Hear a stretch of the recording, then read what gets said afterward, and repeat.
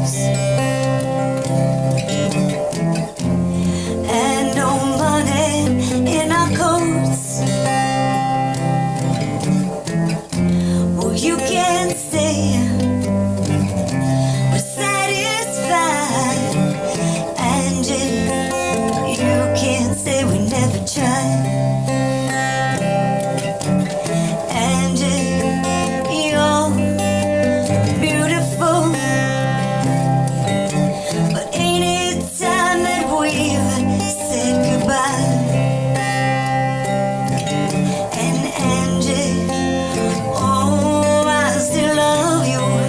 I love you, and I remember all those nights we've cried, and all those dreams we felt so close seem to all blow up in smoke.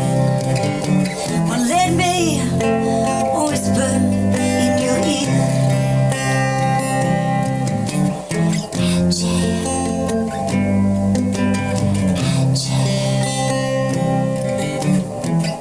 where will it lead us from here?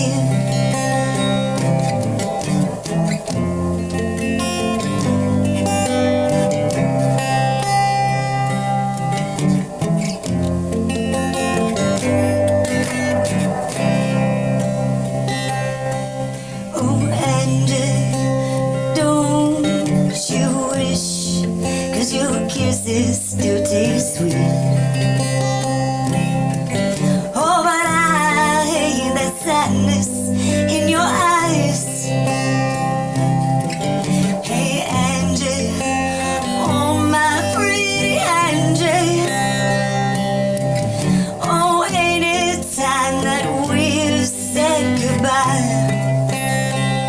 Oh, with no loving in our souls, and no money in our coats. Oh, you can't say you were satisfied. And Angie, oh, I still love you. I love you, baby, and everywhere I look, I see your eyes.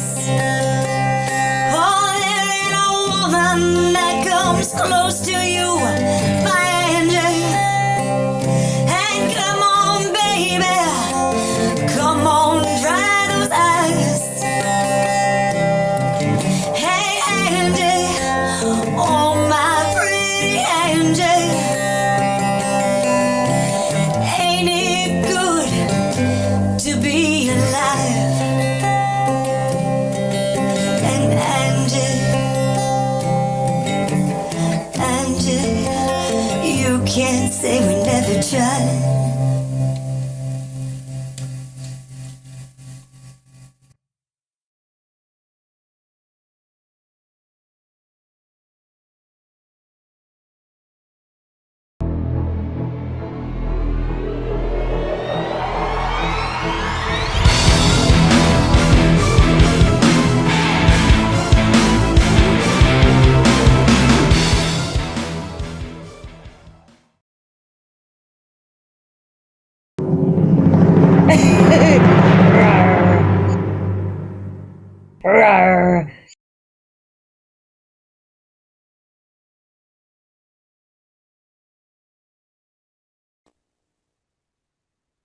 Welcome to Open Minds, Open Mic, the place to be on a Friday night. We have a very special delight for you.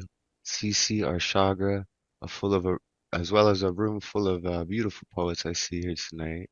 Yeah, I hope it's going to be an amazing Friday. Unfortunately, I'm not feeling too well, so my wife Catalyst and Dre are going to be co-hosting tonight. Yeah, I'm looking forward to it. Let's go ahead and get this show started with our first performer. We have Lantern Carrier. Lantern, if you could unmute yourself and bless us with some words, I'd greatly appreciate it, brother. Thank you, my brother. I was asked by the gods to do a very healing and very loving poem for you.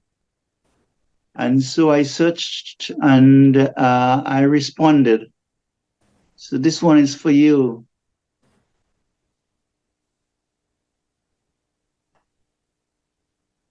A tree, when it is laden, offers its fruits and flowers to humanity.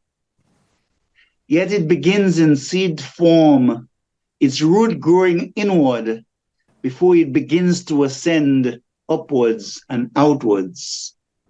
So too, challenges are sown within before they become triggered without. All this is necessary for the evolution of a higher consciousness. The womb is the place where the light enters you, says Rumi, and the toil with today's dark ghouls and shadows is most certainly a precursor for tomorrow's illustrious dawn. Its strife is a building block that the supreme architect constructs with love as the cement that holds it all together, so that eventually we will become beautiful palaces, Taj Mahals of grandeur. Do not grieve, O angels of light, neither should you be afraid. Joseph was thrown into a well of suffering, but rose again to glory in his Father's kingdom. It is the nature of life to give us challenges, yet it's in falling that we rise to a greater victory. Night is not truly black, but only a dim-lit lantern, just as the abyss is but a candle for the effulgence of the moon to come. Many fears are born out of loneliness and insecurity, a desire to love and be loved, to have, to take control.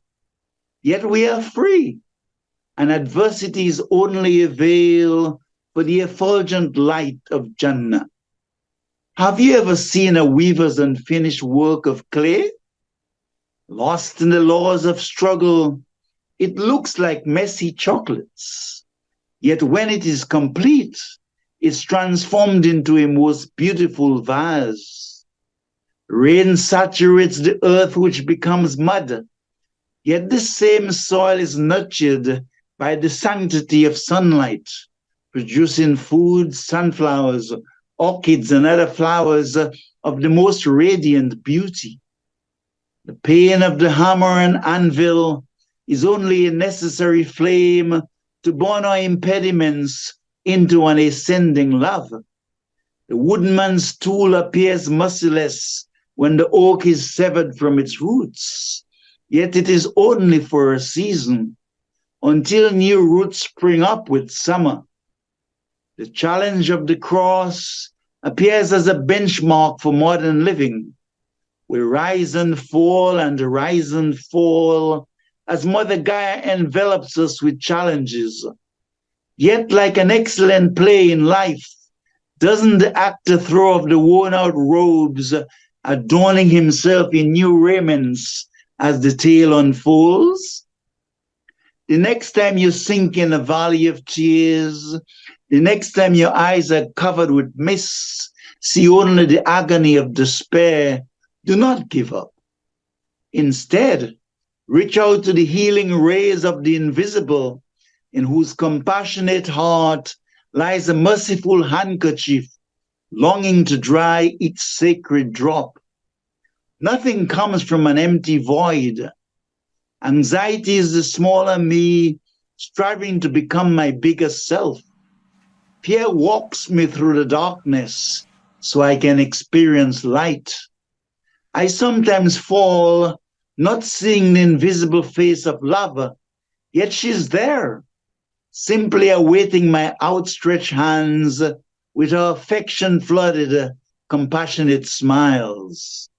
Death, especially to those upon whom I'm focused, tends to remind me of my own mortality. I may even say that it's unfair, unjust. Yet how can I know justice unless I have experienced the bright light of divine righteousness? I know I must love, for it's in what appears to be my smaller moments that I experience joyfulness. Yet freedom sends adversity as my night of shadows, so I can kiss the dawn of promising tomorrows. Should I then be indolent? Should I embrace ignorance? Love asks, that I respond to the call of duty, even while remaining free, not chained to the abysmal prison of expectations. Guruji Sri Chinmoy says that peace begins when human capacity ends, while Rumi tells us when the world pushes you to your knees, you're in the perfect position to pray.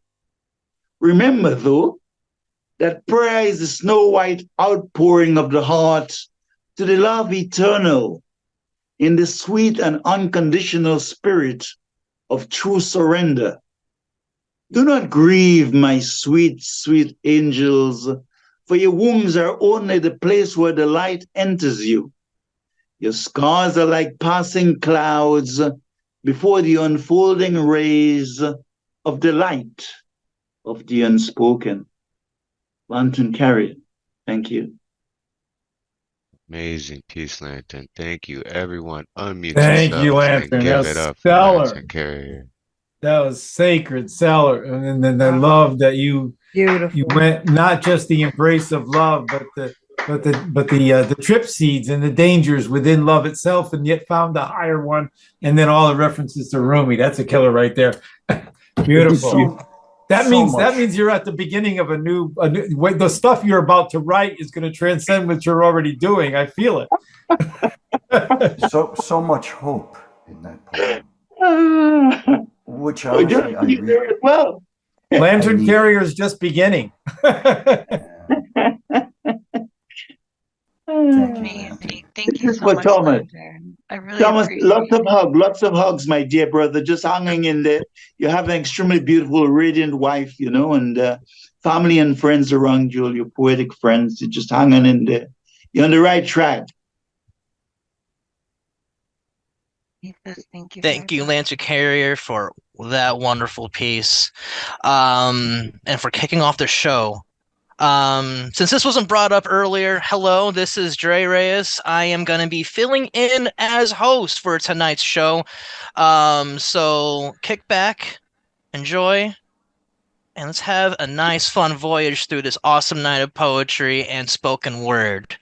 Let's keep tracking. Let's keep trucking here. On deck, we have Mary Jennings, but stepping up to the plate now. When you're ready, Messiah, take it away. Thank you, Dre Reyes. So I'm going to read two poems, and the first is called The Path Implicit. Timelessness and the path implicit to endeavor human lives, void of insalubrious mind and portents to falsehood, renders a mutable exchange of mortal truth that negates and immortal truth, the revelatory summit. Incentive to realize soul as consciousness nullifies its illusions and begs immortal nature. To consider the conscious attempts at I, and realize perception thrusts the controversy of self in backward glances. Memory, though an arresting necessity, is a prefect of imprisonment. The eternal rushes in when dormant phrases such as self, mind, beauty, truth, you and I, and even eternity are shed lightly along the struggle to recognize the soul's implication. Does the soul imply infinity, materialization, consciousness, God? What if you shed your soul and the transformative desire to be as a simple continuity, with the immensity of existence, assume a path, secord to tread as quickly and simply as a bird knows to soar? Would all the wisdom of the wisest become pejorative as truth becomes its absence? Where there is beauty, there is no beauty. Where there is love, there is no love. Where there is truly existence, existence is absent. Not merely conceptually, but as atemporal revelation. What does it take to taste freedom in the perfection of absences? Perhaps before we had a soul, we were ephemeral truths, guided by gestating instincts, bred where both time and timelessness are lost. The soul limits. This poem limits. I will never know freedom until I meet truth with what's true for me, the inherently vague, the insight of the impossible. Isn't life something of an impossibility? We are like apparitions seeking to appease a desire for form. What if enlightenment, like a rose, arises, growing into its transient beauty, hollow though not superficial, and dying away to reveal its true passion, an incoherent and profound pattern, realizing a hollow function of life that's somehow immortal? We are seemingly worlds into ourselves. Beauty and truth cannot capture the rapture of this instinct to bear witness finally to birth. From personal perspective, a world so hollow as to be almost impossible, for at the final paradox, infinite through finite, that to have life is not quite to live, that to have life is to die. Yet it seems to be alive is to know nothing about what it means to live, so surely we jest, little miracles dancing on the edge of cataclysm. Life is within us, it is within me, though the concepts, life, us, and me, are fatal to an understanding that in spite of the life I have, perhaps I'll never obtain. And this second poem is untitled. The pulse of the newly opened flower, a subtle palpitation emergent in eternal predilection, whose breath animates the rhythm of seasons. Sorry, hold on. A newly born universe, whose overflowing laws reverberate with infinities, each one different from the last, spilling over with fresh energies, marring constancy. Your newly opened mind, life sensibility, its continuous rebirth as a fulcrum of temporal register, the totality of life, in cyclical vibration interpreted by conscious circumspection, begs for liberation, where all insight is the value of existence as beauty in time bereft. For the only transcendence, the loquacious revelation of beauty, is an interpenetrating existence now, which perhaps in rarefied time is truly forever. As consciousness becomes clear, as we look into life and realize a bottomless state, both in the depths of our consciousness and life as it exists in itself, the growth we must avow is the realization of the soul's endless reach, a transmigration to the singularity or fulfillment of its consciousness, the tremulous art of the soul finding its way back to itself. As all time is collected toward a single point and reveals a path to being's holistic metric, we stand at the beginning of lost sensibility, where the lack of truth furthers the dream of knowledge, and vision of the soul enters an epoch where transparency is finally the transcendent, where the mystery of being in its scale beyond measure isn't merely us, but becomes us, searching boundless space as evolving souls, reaching for the object that defies, perhaps even the soul's expository form, truth as the formless, the mysterium tremendum, a wholly objective life. Thank you. Wow. You know, I don't say it enough, but Messiah, you're one of my favorite poets. I really don't say it enough. Really, you go there all the time. That's two in a row, poets opening this thing. That you guys both went transcendent. You both went into another dimension, and you both dealt with what Paul deals with all the time. You know, you got to get past the self and the death to see the here and the now. And now I don't have to do half my songs because that's what they're about. No, everybody unmute yourselves and give it up for Messiah for that wonderful Thank you, two-piece. Messiah. Yeah, Messiah really is like the word of Yeah. That was awesome. He is the Messiah. Thank you. Here's a fun suggestion for y'all.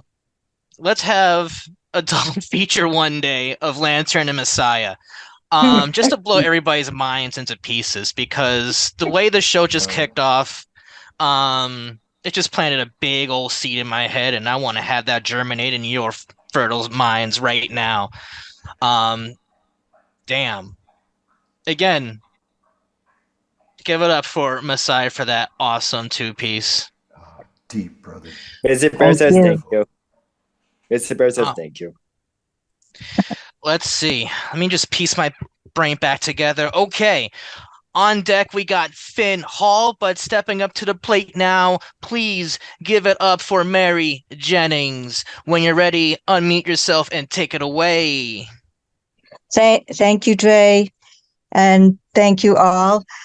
This is my first time here, and so I'm going to be reading a piece of that I've been reading at other places.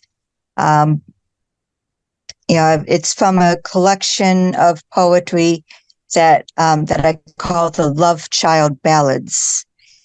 And this one is called The Ballad of the Humor Impaired Woman. She is a pear-shaped woman, ripe for the picking and dumping of mud upon by the two-bit comic, seeking amusement from his humdrum existence. Hey, Miss Snip, why are you so serious? Don't I get a laugh from you? He's read. Take a long walk off a short pier, right? But he still wants to ride her pride off into the sunset just because her hormones took a dip. Her womb bore no kids. She lives the values she's been taught. Work hard and reap many rewards. Treat others as you want to be treated. But no matter how hard she works and how much she gives, all she gets is a punchline to the story of her life. She's wasted her graces on one who gets his wit from the sewer, which he casts her integrity in, initially pretending to be in awe of her, thus taking her for a fool. For her, it's about the struggle.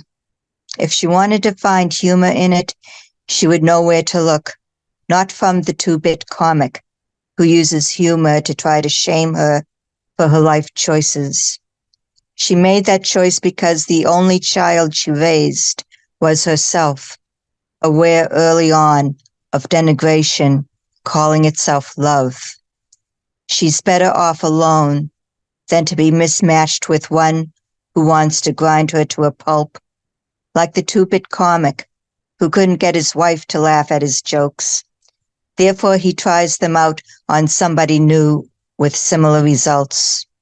Unlike the wife, she doesn't live with him and won't keep his house for him. She's no fool there. No man needed to make her honest. She made herself honest, which is what he can't handle, thus the derision he calls humor. The pear-shaped woman bears fruit in other ways and insists you don't let it go to rot. It can nourish you or it can poison you, depending on your constitution.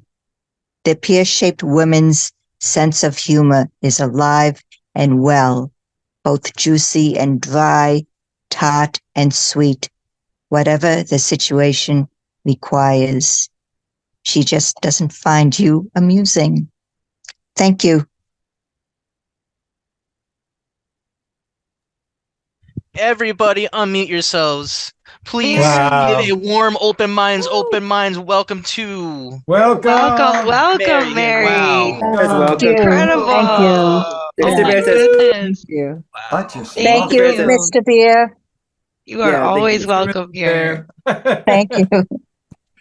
Mary's one of the most loyal friends a human being could ask for. I've known her. She has liked and followed and friended and visited most of the things I've done for over a decade. She's and her growth.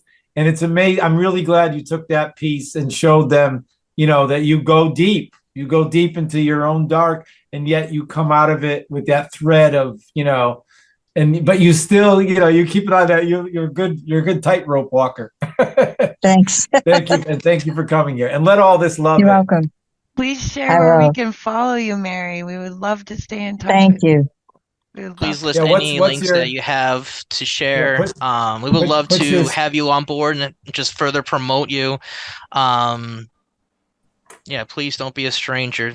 That was I a won't. nice, Yeah. pretty piece of enlightenment there. Thank you. Love that. All right. Trucking forward with this open mic. On deck, we got Alex, but stepping up to the plate now, we got Finn Hall. Please give it up for Finn whenever you're ready. Take it away. All right. Hello. As some of you may know, my publishing arm, as it were, like a Block and Blue, just published a book called Unite the States of America. A couple of people's in it, but I've got a poet from each state in America and from DC, of course, to write a poem. For ages, I couldn't get a poet from Utah. It really was hard. People fell out and they didn't come back and whatever. So I wrote a poem called There Are No Poets in Utah. And then I found a poet from Utah. So folks said should publish this one. Well, it's actually going to my own book. It'll be out later on this year. This one's called There Are No Poets in Utah. 3 months, I looked, messaged, pleaded, bled my hopes dry, different places, different faces helping me look, suggesting names, no response, nothing came. I even asked an old school friend of my wife, who is not a poet, but lives there. She said yes. She said yes. Come the deadline, nothing came again. I tried, but the deadline passed. Why are there no poets in Utah? I'm sure that even Mormons write, right? I'm not saying that all Salt Lake State are Mormons or skiers or farmers or beekeepers. Even if they were, don't they rhyme? Sometimes. I just about given up believing there are no poets in Utah. Then a message came from Copenhagen, not the one in New York State or Louisiana, but Denmark, Scandinavia, from an American from New York, giving me a poem from someone from Utah, a poet from Utah, someone deceased, but a poet, with permission from his wife. In Mexico, a poet who wrote about writing. The fact I found a poet from Utah. Now my inbox is full of poets from Utah. Thank you, but too late. Where have you been hiding for 4 months? Did you need just one to pop their head above the parapet? A dead one, too. That was There Are No Poets in Utah. And this one, I actually finished writing it 5 minutes ago. I've been struggling with the middle bit for ages. So it's called, it's kind of like an acrostic poem. And it's called A Poem is a Pebble in Your Shoe. It's after Edward Hopper painting. Captain Upton's house seemed empty and lonesome, but look closer and you'll see there are people there. Fluttering curtains, open windows, and maybe in the outhouse too, hiding. Not hiding, just waiting for you to find them, though. Like words you need to make the line, the stanza, the whole. A poem is like a pebble in your shoe. It irritates, frustrates. You contemplate how to get it out, waiting until the time is right. The situation becomes important. To stop, untie your shoelaces and set it free. The words are hidden in the ground, buried, waiting for the golden shuffle to dig them out. Or a sentence, a verse. 2 lines are all that's needed to start or end. Thank you. Yay, thank you, Mr. Bear. Everybody give it up for Finn Hall. Thank Unmute you. yourself. Show some love. Yeah. Finn. And our inbox Thank is you, now Finn. flooded. Oh, Yay, Angela's here. Yay. wonderful, wonderful. Thank you, Finn. Thank you for taking time to come by and presenting your lovely work with us. Please don't be a stranger. Come back. All right. On deck, we got Richard and coming up next, please unmute yourself. Give it up for Alex Phuong. Give it up when you're ready. Okay, so yes, there is going to be a Wicked movie later this year. So without giving away major spoilers, basically it's about the Wicked Witch of the West from The Wizard of Oz, and I put the lyrics in the chat just to make it easier on me, and just go enjoy the musical on your own because I saw it in 2007. I saw it at Pantages, one of the greatest nights ever. Thank you. So in the beginning there's Munchkin celebrating the death of the Wicked Witch of the West. So it goes like this. Good news, she's dead. The Witch of the West is dead. The wickedest witch there ever was. The enemy to all of us here in Oz is dead. Good news, good news. No one mourns the wicked. Now at last she's dead and gone. Now at last there's joy throughout the land. And goodness knows, we know what goodness is. Goodness knows the wicked die alone. She died alone. Woe to those whose for what goodness is. They are shown. No one mourns the wicked. Good news. No one mourns the wicked. Good news. No one mourns the wicked. Wicked. Wicked. Go enjoy the movie in the fall. Thank you. Everybody unmute yourselves. Please give it up for Alex for that wonderful rendition. Yeah, Alex. Is that a Munchkin song? Do the Munchkins sing it? Or are they all bears? No, it's a Munchkin. That's the beginning of the musical. Yeah. Okay.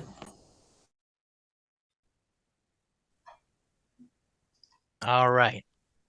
To wrap up this first portion of the open mic before we step into our feature, please give it up for Richard Spisak. When you're ready, please unmute and take it away. Thank you both. Thank you all very much. It's wonderful to be back. It's been an adventure I've had, but I want to share two pieces of fresh this morning. First one is called "There is no university in Gaza." Look, a high school, now a high-tech hole. Look, a college, now a giant crater quite empty of knowledge. Look over there, a training center. In just a minute, poof, a pile of splinters. I see it now, a historic university. Now a pile of fractured concrete and glass, distorted in high-speed diversity. No, over there was a preschool, now crushed to humble rubble, specifically following the divinely mandated explosive rule. And now the second one. This is called Nothing Remarkable. Nothing remarkable happened today. As usual, all the fascists came out to play. As usual, they brought all their war toys to take away as much as they could of everyone's joys. They made sure there was only enough food for some. They made sure all the broken ones were forced to run. They woke up the sleeping and threatened the poor. They made sure they were homeless and locked their door. They made sure only very few sick got hold of the medicine, cranking up all of the pain without any reticence. They broke down the schools, they closed the hospitals, and in case any victim could afford what it costed them, the orphans were driven out in the food, in case their frail bodies might improve the crop's yield. And now the children work in the factories. At least that's the way Becky's mom, Mrs. Thackeray, won't have to worry about cave-ins with that ne'er-do-well Tom at Lastery. But someone stood and spoke, and the fascists jeered and joked. They called him woke. Thank you, my friends. Thank you, Richard, and welcome home. I know you're going through a journey. I'm glad to hear you're on the healing side. Thank you all. An honor to be with you. Thank you, Richard. Thank you, Richard. Everybody unmute yourselves. Please show some love for Richard. Yeah. Truth, man. Woohoo! All right. Okay. So now we get to our beloved feature time. And to be honest, I did not know I was going to be hosting until maybe 15 minutes before the show was going on. So I didn't really have much of a blurb to say, but I'm going to speak from the heart. CC Arshagra, let me tell you, the first time I ever stepped onto the New York Poets Cafe open mic, and here on Open Minds, it was one incredible treat to see someone being as bold on the ivory keys as CC is, and as poignant and and striking is with the keys, so are his lyrics. And this is a man that has crafted his arts for decades on end. He has a lifetime of open mics, you could say.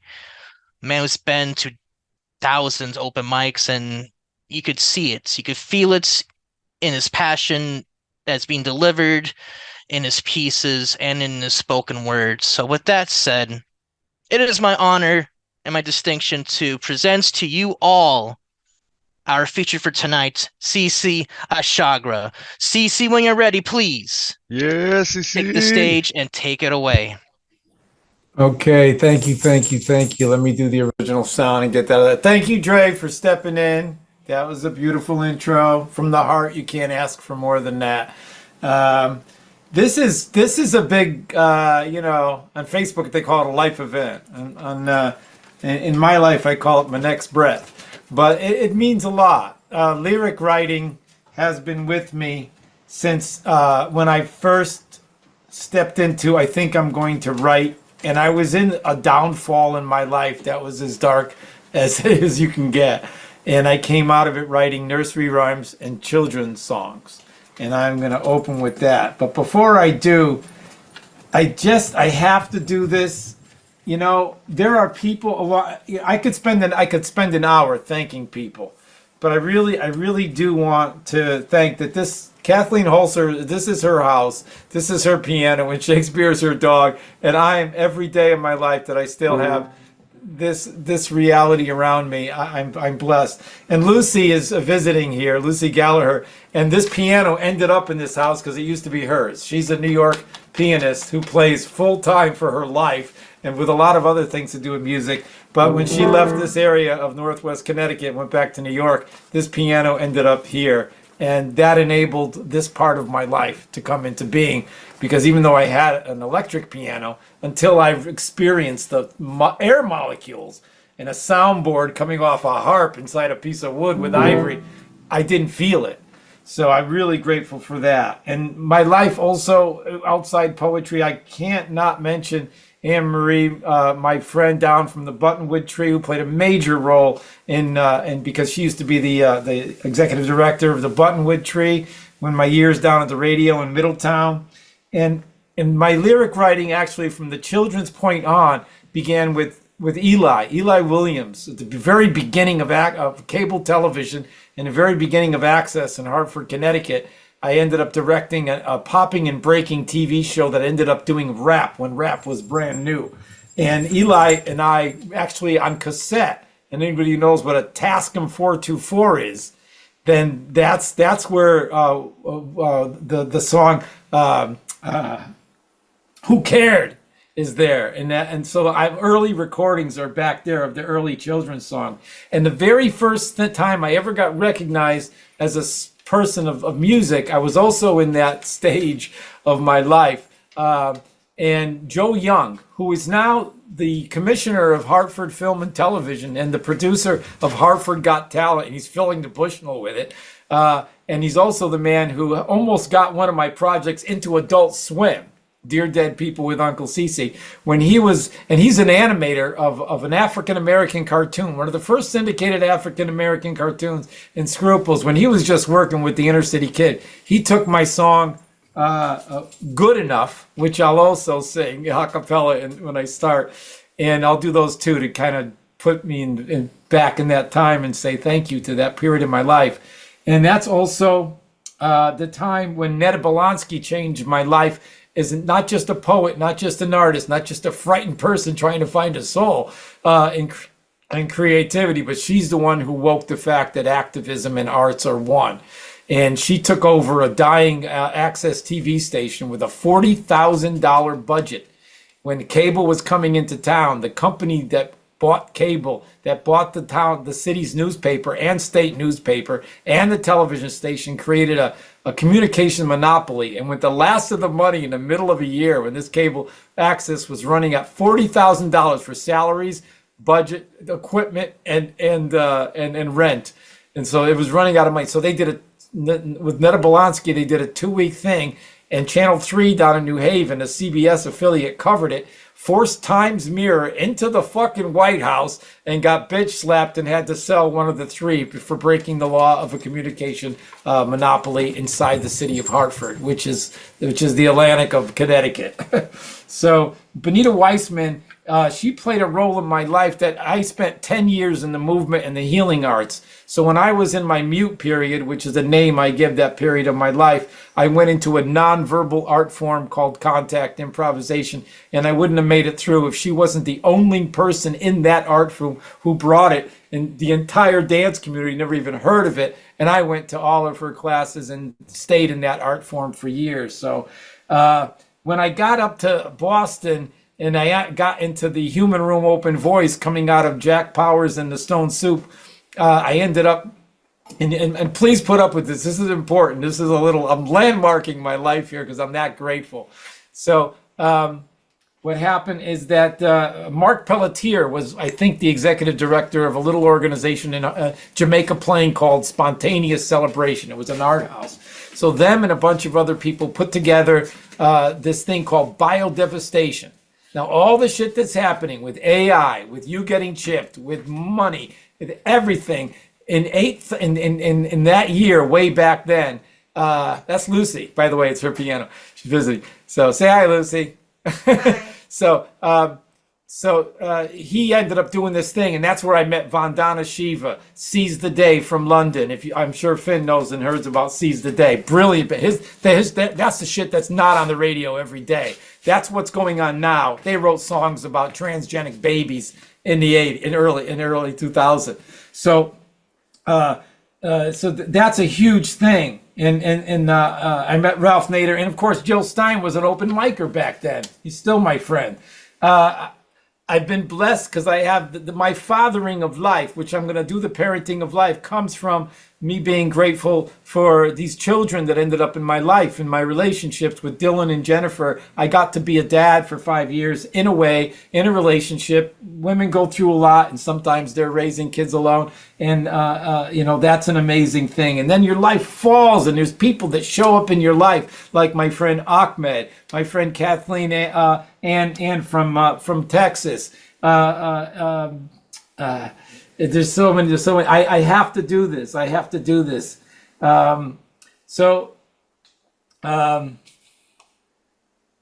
the genetic, and Maura Gadini. Maura Gadini, if you're out there, the world owes you. This is a person in my life who got hurt because of circumstances, and I've never got to heal it. So I just want to send some huge love to Maura Gadini, one of the most beautiful human beings I have ever known, that disappeared from my life because of a set of circumstances.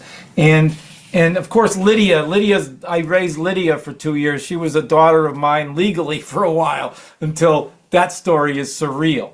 And then when I went into the music again, back in the funk physics, if it wasn't for Derek Bossy and Matt Beliveau, who came into my life, I wouldn't have done funk physics, which is an experimental poetry art band, which has a page, a channel on YouTube. I don't know what to say. In music, when I first got on Stone Soup, the very first musician I think I worked with was John Voight. He was an upright bass player, brilliant guy out of Berkeley. He's got this amazing CD he did way back where he plays 5 basses and puts them together, and it's an amazing hand-painted cover CD he did. I used to use it on my radio show a lot. And then I crossed paths with Jeff Robinson, and now the 25 years of a 3-piece jazz band backing every single poet. Jeff Robinson did that. Every week, every poet got backed by a 3-piece jazz band, and that goes back. But among them, his upright bass player, Blake Newman, who also did a feature with me and was part of Funk Physics along with Ken Field. Ken Field is one of the most. He's on the planetary level. He goes to Australia. He's known down in New Orleans. He's got a huge show coming up. He does an annual show at the Regatta Bar, which is like one of the biggest jazz bars in thing. And Blake has another thing at another hotel where he's doing a thing. Blake has taken over Jeff Robinson Trio's poetry band. So that's going on too now, the 26th year, and that's not including the COVID years. And then Michael, so Ken Field did the Board of Education, and out of all the poets in the entire greater Boston area, out of nowhere, I got tapped. I was welcome to go to his Thursday night jam called Board of Education, and I would sit there for an hour and I would write, and it was I did this because it was one of the scariest things I've ever done. I was afraid to write something and then read it. So I wrote it. He took a 10-minute break, came back with an 8-piece band and let me spit that writing up front. And I did that for weeks. Whenever I got done with the horse driving, I would drag my camera around and show up and set it up. Those tapes exist. My archives are sick with shit that I've never seen. And then Michael Corleone came after that. That was the Zen Bastards, where I got the second chance to work with a jazz band behind me. So beside Jeff and Blake and Ken, and so Michael Corleone is in the mix of that whole thing. And then there's art galleries, the poets, the folk singers, the number of artists, the number of activists that I knew in Boston, thousands of them. And then I just left and went to Washington State to be with Mariam and Lydia, where the paintings happened. And then now those paintings exist. They're so important. I almost got them to Real Artways. And Real Artways, if it wasn't for Real Artways, I wouldn't have spent 4 hours of my life with Sun Ra. And that's where Arshagra came from 4 hours spending my life with a guy from fucking Saturn, even if there is no Saturn. That's one trippy dude. I am blessed. Brother Blue, Billy Barnum. I knew Buddha Paroli. I'm in a documentary about who owns Jack Kerouac, that this shit happened. And if it wasn't, and Ron Whitehead is I want to call him my friend. But I don't want to overplay it because he's so beautiful. And I can't wait to work. And one of my favorite bands is the Slambovian Circus of Dreams. So Josiah and Ting and Sharky, I hope to work with them with the music thing. All of this, and my mom and dad and Catalyst and Thomas for making this happen. I love you all. And then there's you and you and you and you and every poet and artist that I've ever met, staying on the ground, living on the ground, creating art on the ground, not caring if we make it or don't make it because it's not going to happen no more. I love you all. Good enough. It's good enough to be human. It's good enough to be born.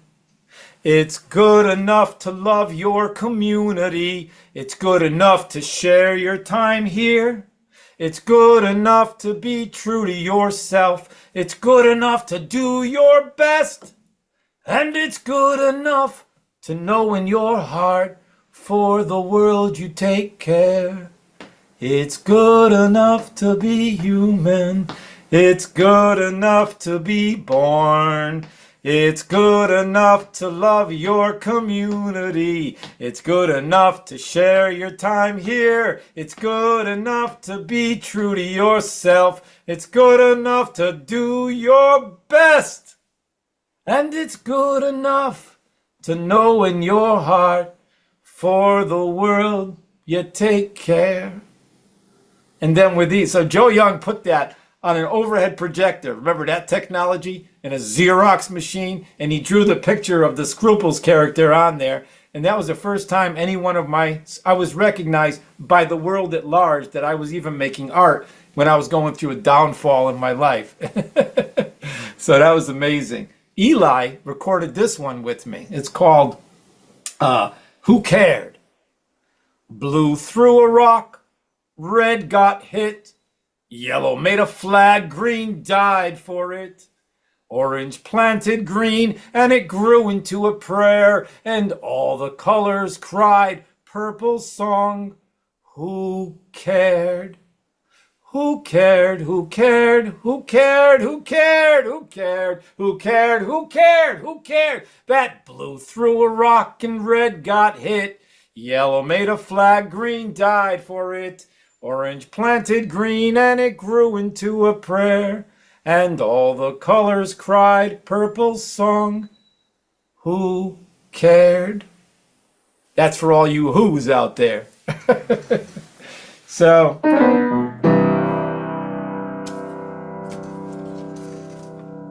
thanks to Mom and Dad and my late brother Michael, who left his fiance. He died at the early COVID time. I am not going to get through this without crying. So I brought these. And forgive me early on.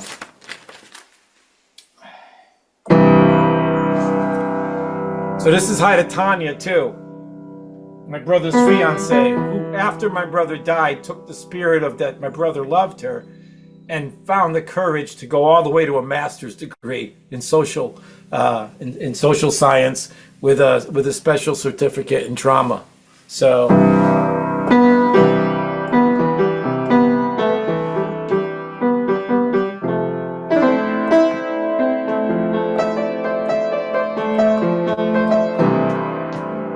I think I will not die today.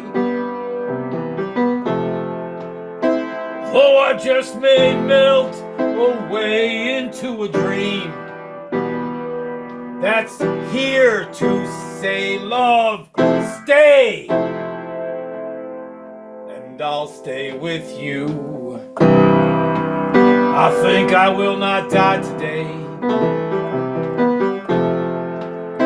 Oh, I just may cry today, and yes, my tears may fall to see love freed from all the harmful thoughts I made. I think I will not die today. Then doubt itself throws choice my way, yet it's as simple as you being here, and no one can ever own love. Oh no, I think I will not die today. As I go through no love with just my face on a stage, as bare as there's no one here, where there's no reason left to leave my life. Oh, I think I will not die today. I had no idea joy could feel this way. No idea alone. No idea alone could fill the air. While every exhale gives voice to there is no one missing. I think I will not die today.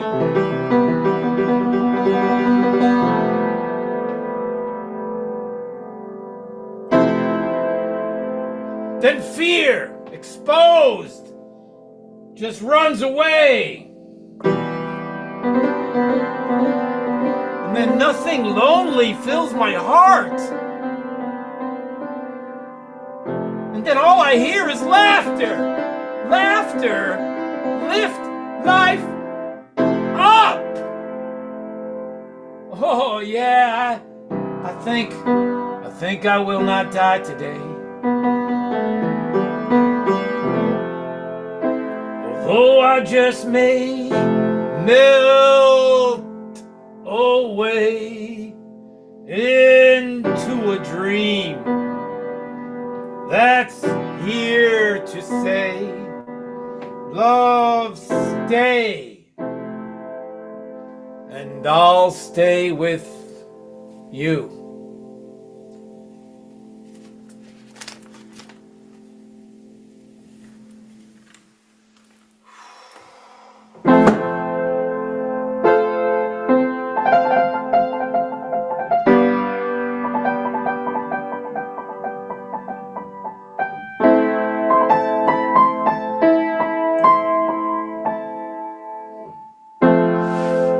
It's time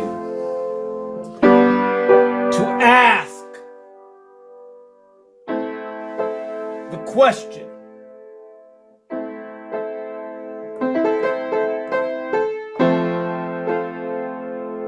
Who do you share your all alone with?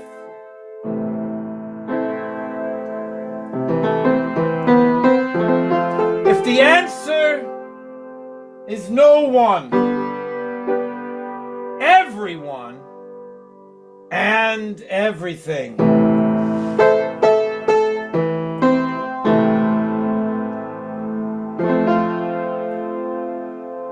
You will never be lonely. You will never be lonely. You will never be lonely. You will never be lonely. You will never be lonely. You will never be lonely. Again.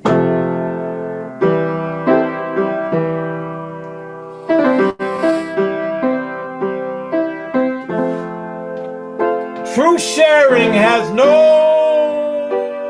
expectations.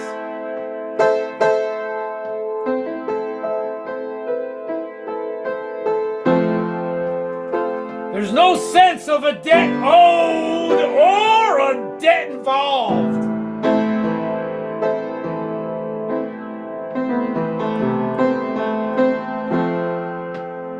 Nothing's overdue, nothing's hurt or angry. You don't want to know why? That's impossible.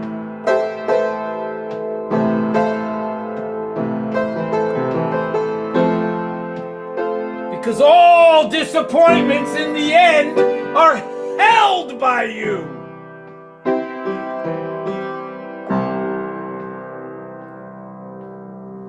The secret is the quiet of happiness.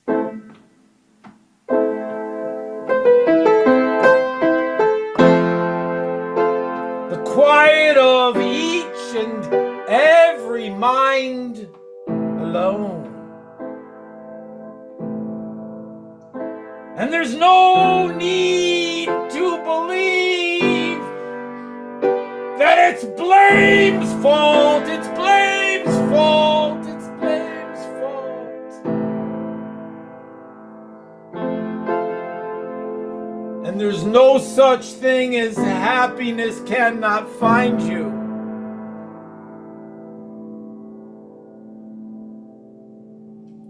It's okay. It's okay to see the ways you can deny this.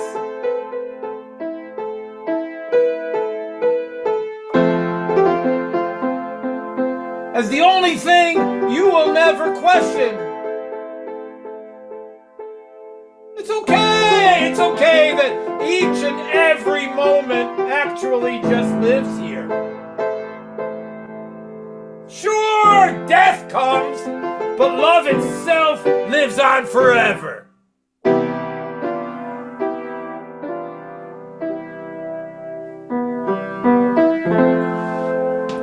So it's time to ask the question.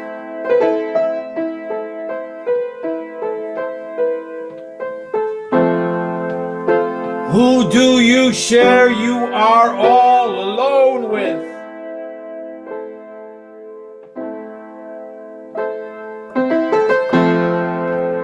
The answer is no one, everyone, and everything. You will never be lonely again. Now love's hand always waits here to catch you.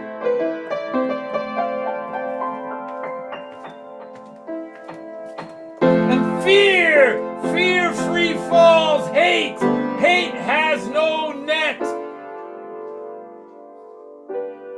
And you become creation. Dying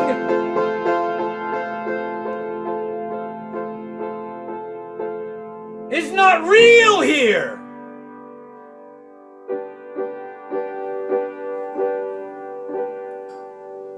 This is transcendence.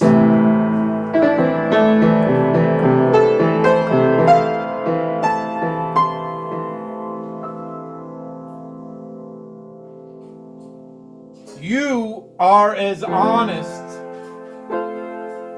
as your own truths dying. And then here comes your next breath.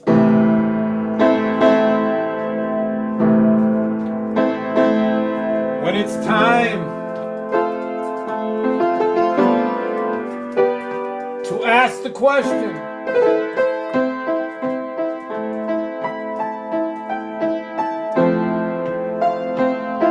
Who do you share? You're all alone with.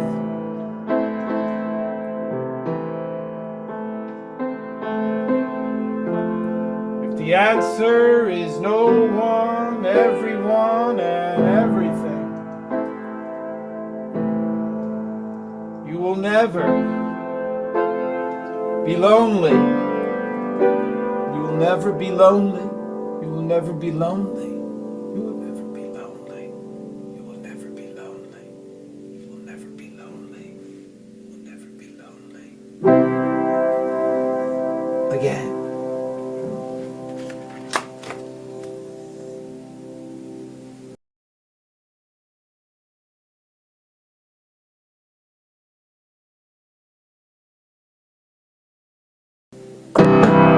I believe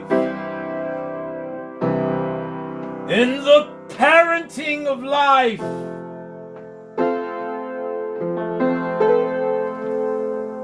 And no one owns a woman. No one owns a child's love.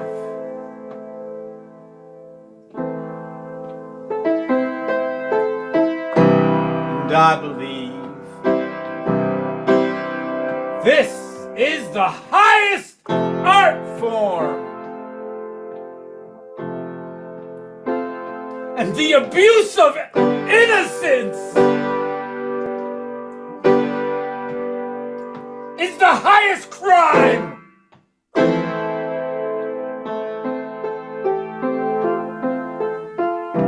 And I believe the only way to rise is to always fall true and never be above you.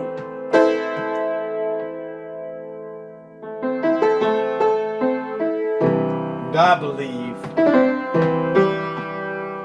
forgiveness is a mirror. You need no fist, word, or hammer to break reasons into blame, blame, blame, blame, blame. And I believe belief must not fear dying. And you should never fear to ask a naked, honest question.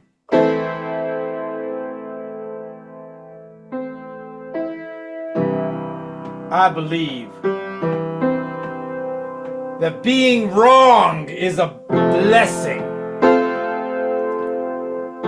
And when you still don't know the answer, the law of love is one.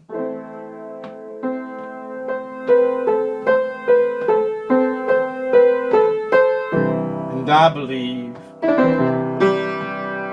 in the parenting of life. And no one owns a woman. No one owns a child's love. No one owns a child's love. No one owns a child's love.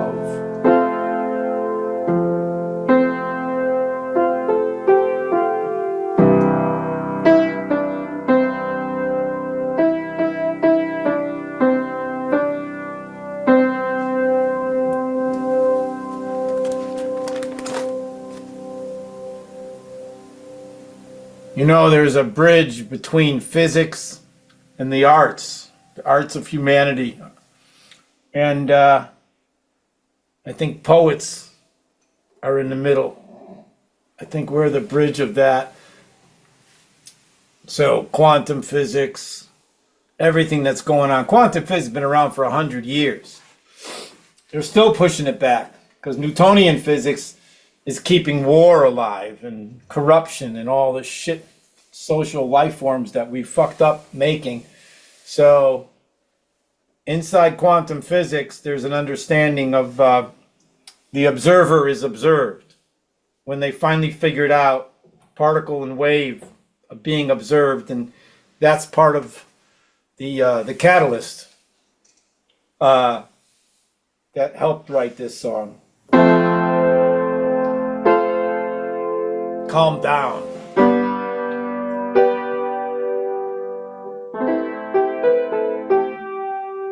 Actually, that's the other song. Hold on. Here and now is when and where I observe my own mind being observed. Or is that possible? Here and now is when and where and where and when and when and where and where and when I observe my own mind observed. Right?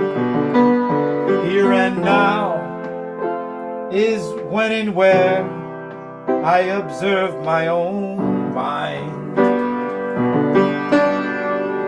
and I calm down. I calm down.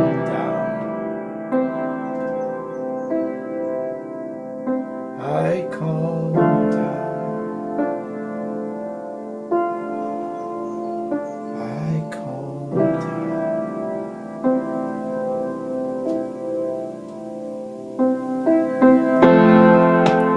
I care for the sight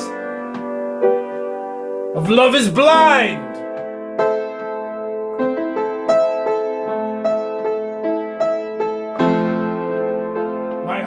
Takes a rest, and I sigh.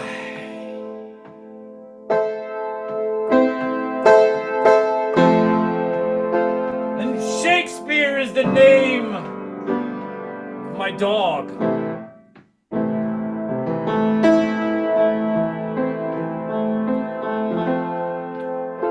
And I'm grateful I feel home here and now.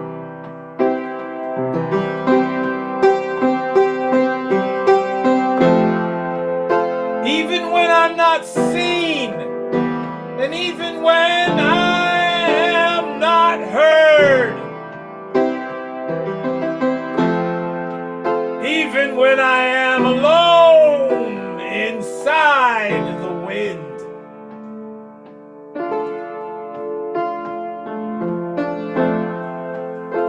as I share my alone just with my peace of mind,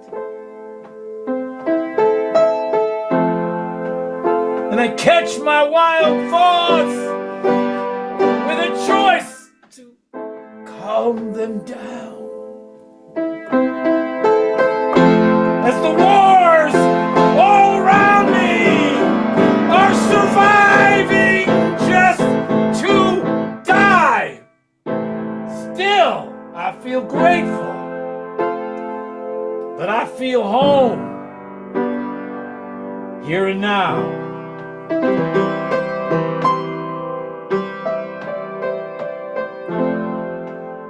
Here and now is when and where I observe my own mind.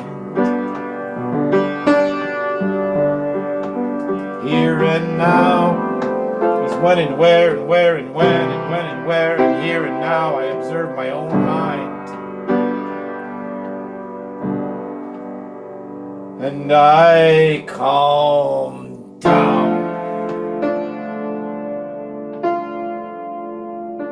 I calm down.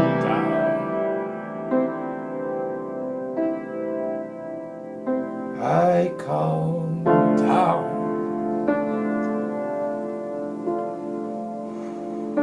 I calm down.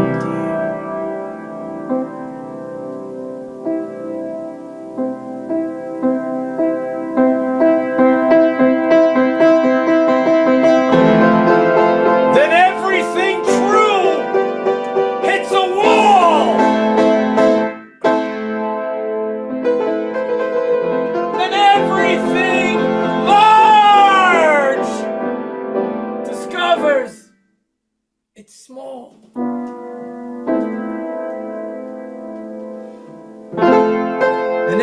everything out there is really only within. And then here comes fear's reasons to never trust love again.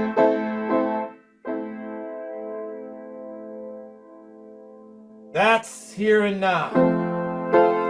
And when and where I observe my own mind. That's here and now. Where and when I observe my own mind.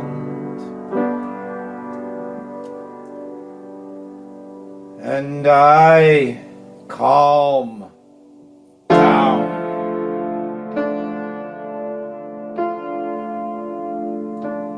I calm down.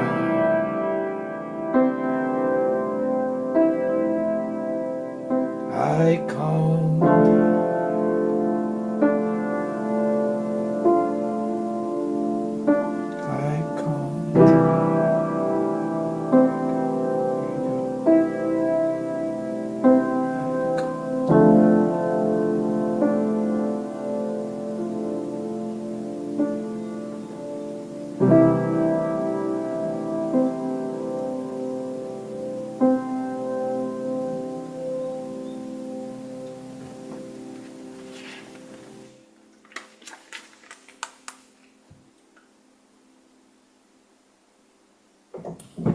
So a while back, I heard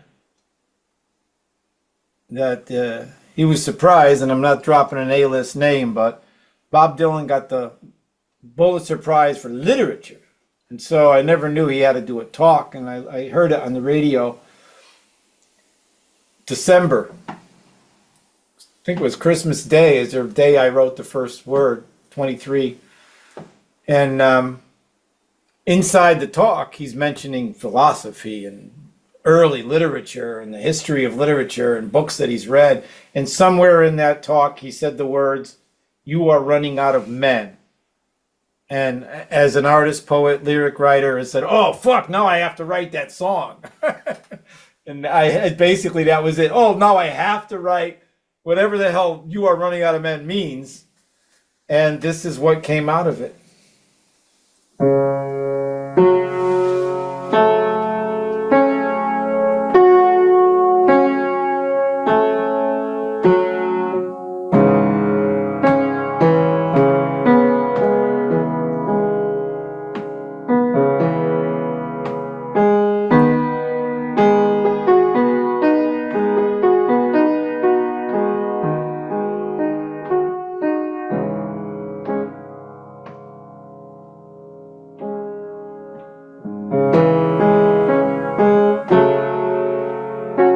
When privilege is a coward,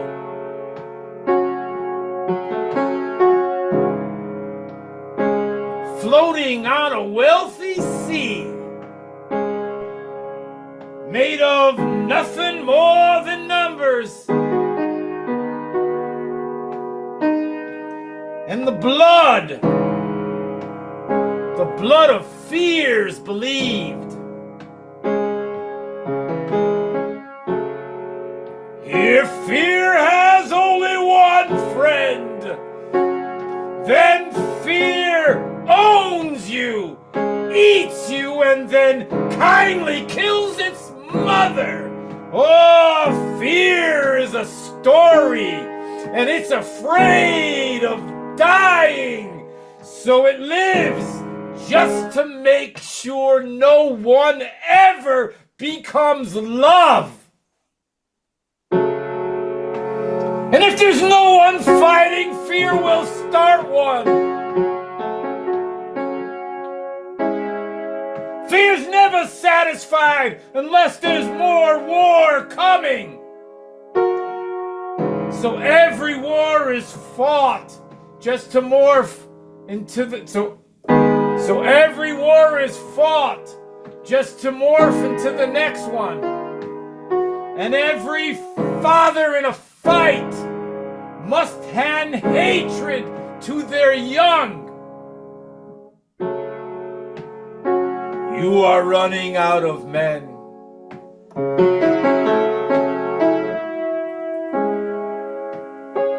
You are running out of men.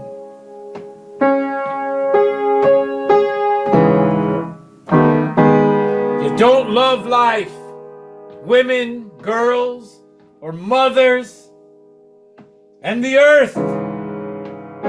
You forsake her just to fucking rape her. You are running out of men.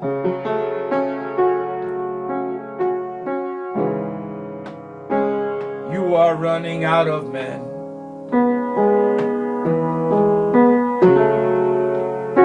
When privilege is a coward,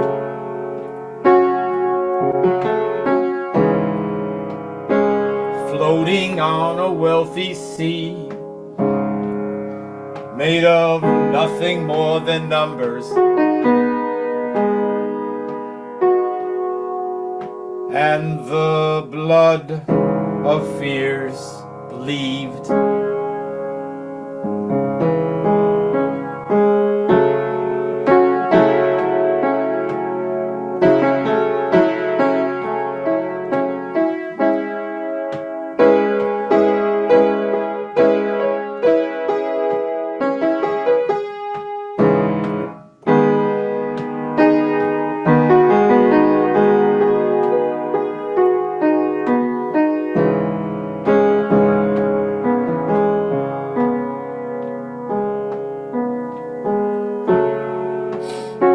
You are running out of men.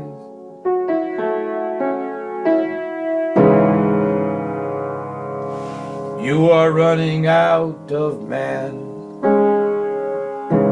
Oh man, oh man.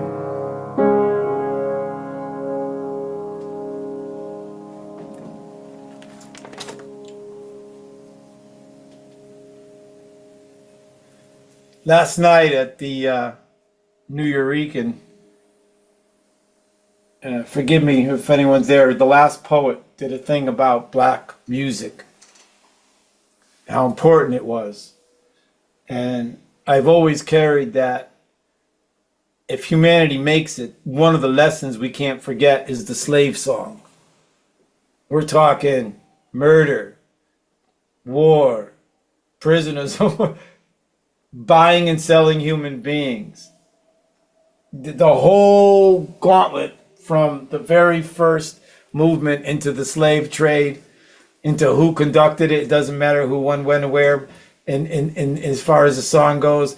But you can't stop that.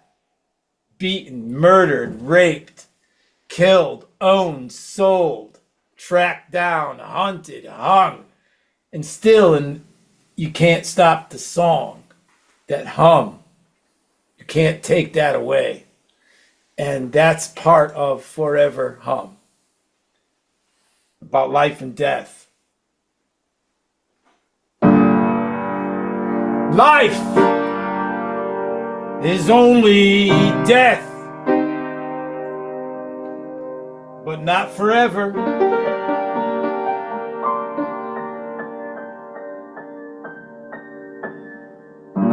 Rivers, only waters, but not dry bones.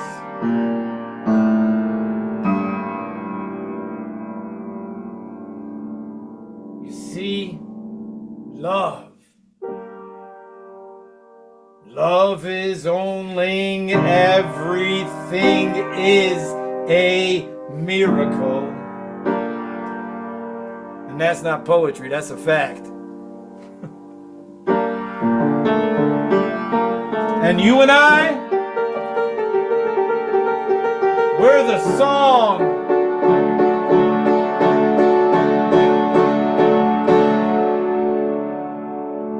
Forever hum.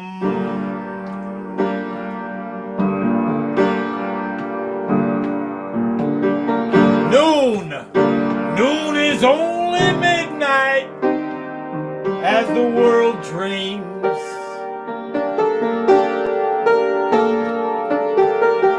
Time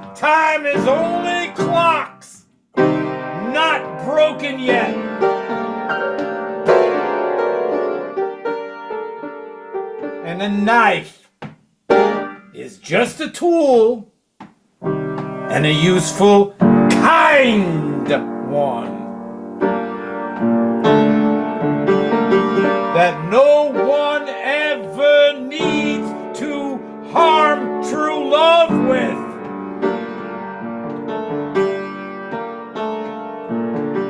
And a man is just a womb without a gravestone.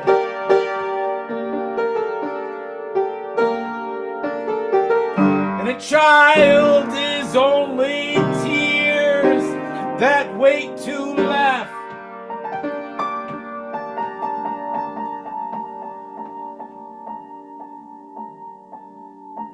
And aging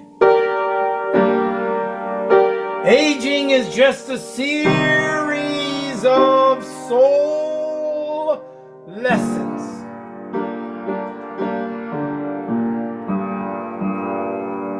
As if all the moments simply equal one lifespan.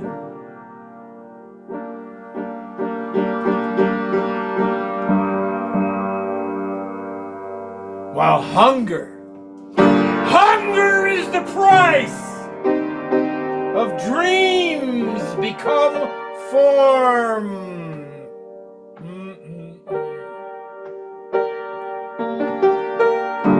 And thirst reminds the oceans they're not sky.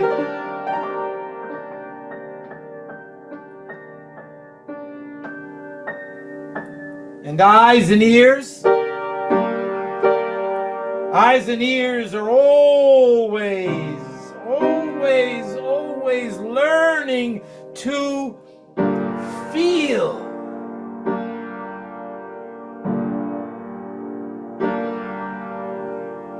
Further than you can see. Why?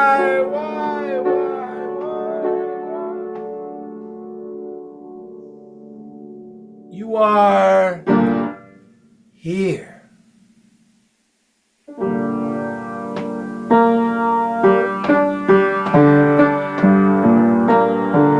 While the ground of love is only all the sky knows.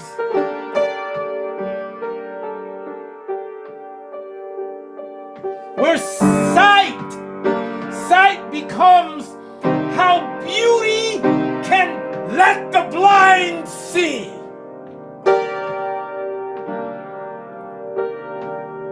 Where visions lift the heart up and rest in peace there. Where you can catch your last breath.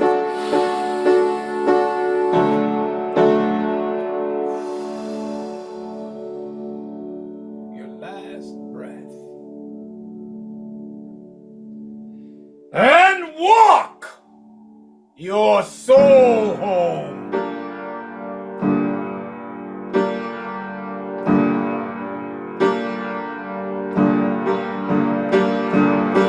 Life is only death, but not forever.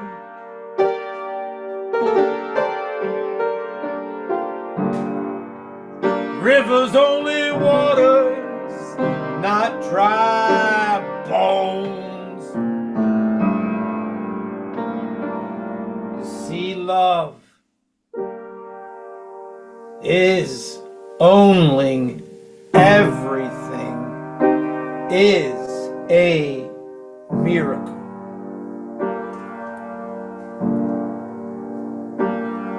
And you and I, the song,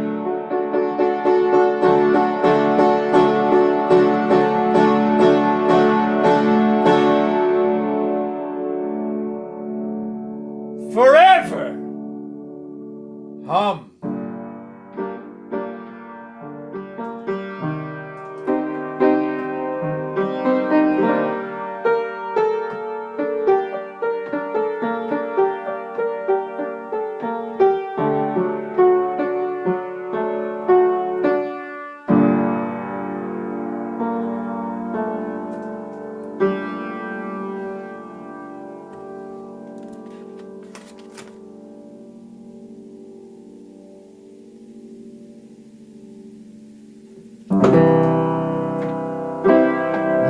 mirrors watering my mind. Wash me through the end of time. Be the air my mind rests in, and bring me to where peace begins. Rain on flames that burn my trees,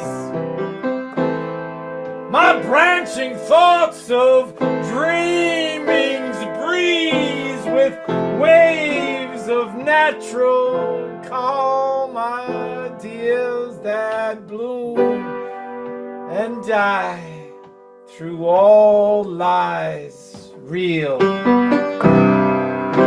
Then fear comes pushing love away, and a want of hatred reach for prey, and that is a vengeance.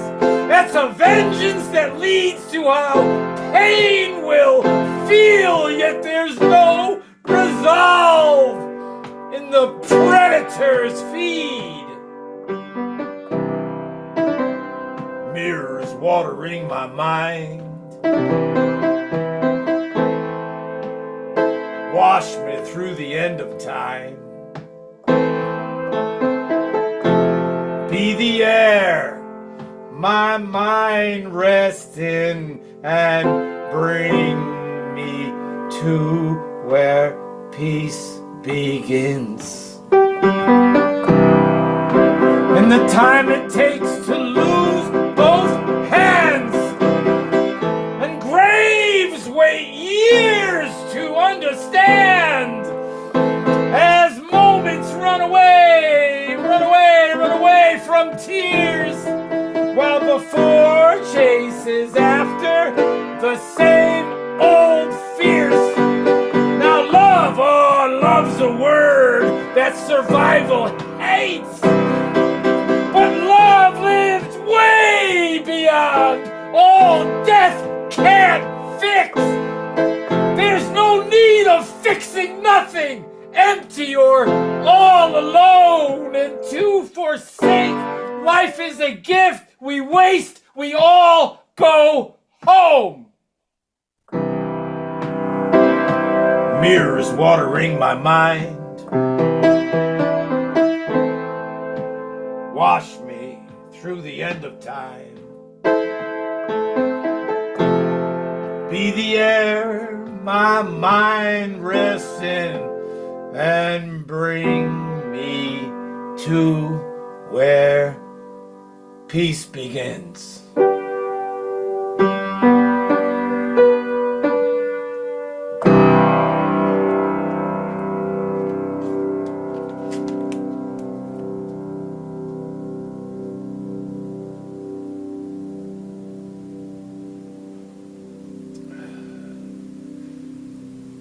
This next one is, I've been playing with it, so it's mixed right now, because sometimes I want to read this where sometimes you feel like an angel, and sometimes I want to sing it where sometimes I feel like an angel. And that has to do with how thankless being a poet is, and no expectations, and yet you have to honor that you're a conduit of something, that you're gonna be born, live, and die, and leave something of, on this world better than you found it, kind of a thing. So whatever angel means to you, this is an attempt at that.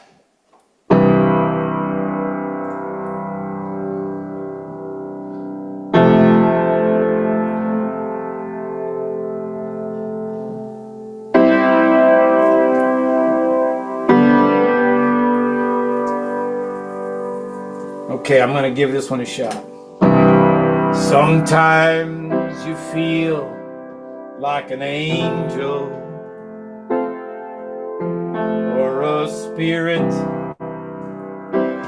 with the trials of form. How you burn or you freeze are just your fears. This is the one I was gonna fuck up. Oh, your fears in the breeze. or your tears that are melting,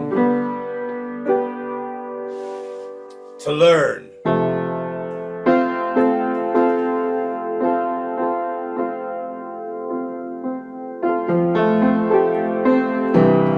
What an angel is might be the ashes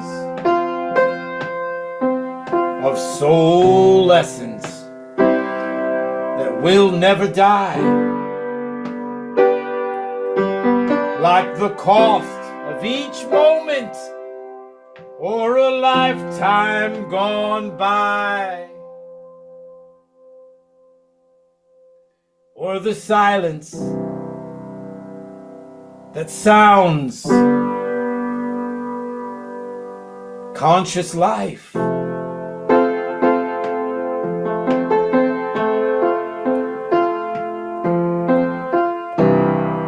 Yet to you I may be nothing present. Just the thought, just the fucking thought from the script in your head. Yet no matter what my will all alone says or does, to you I could be just some whisper across your path.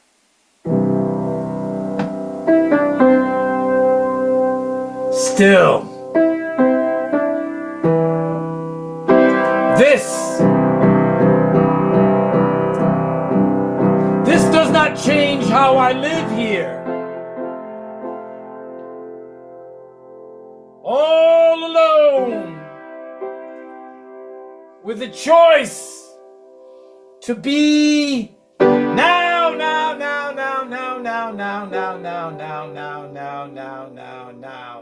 now as I live, for returning a shared presence of being. And what's not here are just dreams to be born.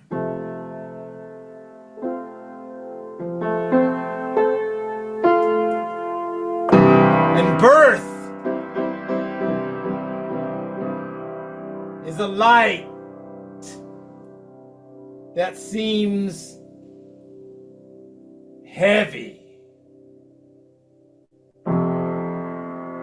sometimes.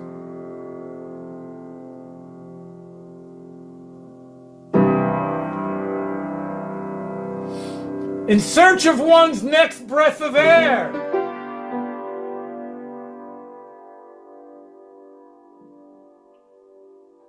Without a war or a fight that cannot find love being, without balancing. Why? We're all here.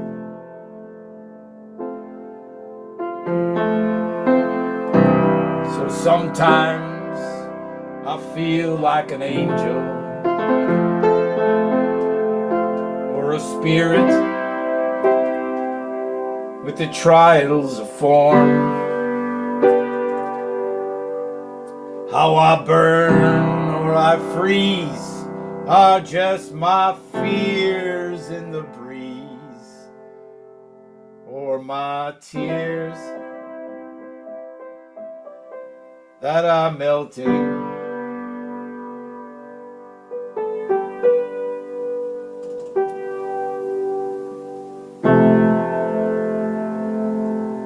To learn.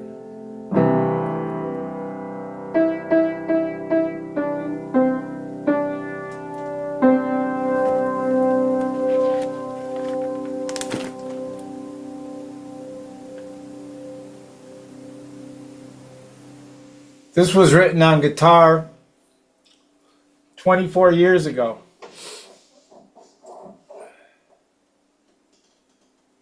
Who will join me in my life?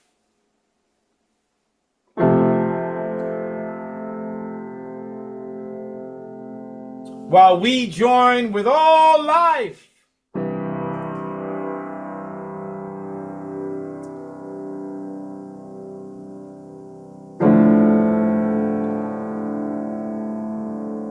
And together we'll dream on.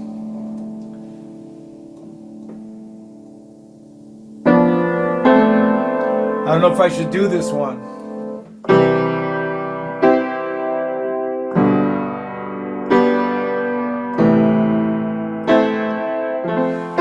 Okay. Who will join me in my life while we join with all life, and together we'll dream on for every next one. You see, the sun's coming up, but it's really not morning, and I'm looking forward to your light in my life. You see, I am in transition, and my life, it is a changing, and the way it will be will not be what it was.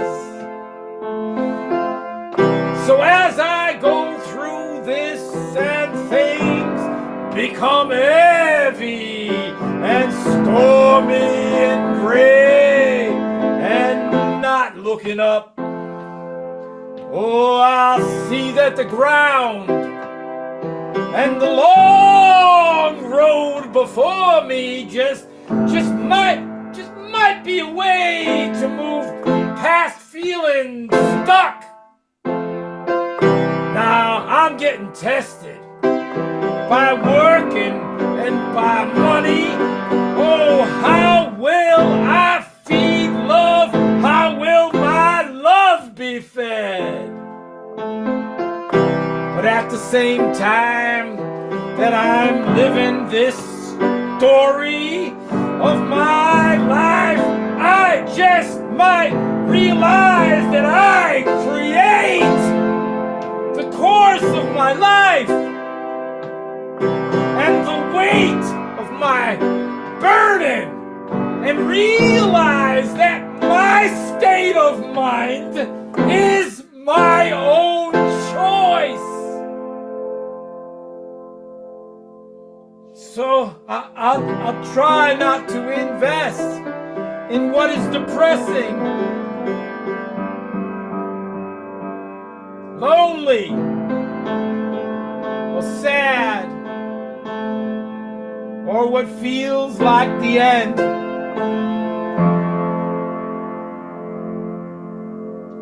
Because really the truth is that there is a new day dawning. So why not the next page of my happy life? So why not just let the fact that I've traveled so far through my dreams to my present chance?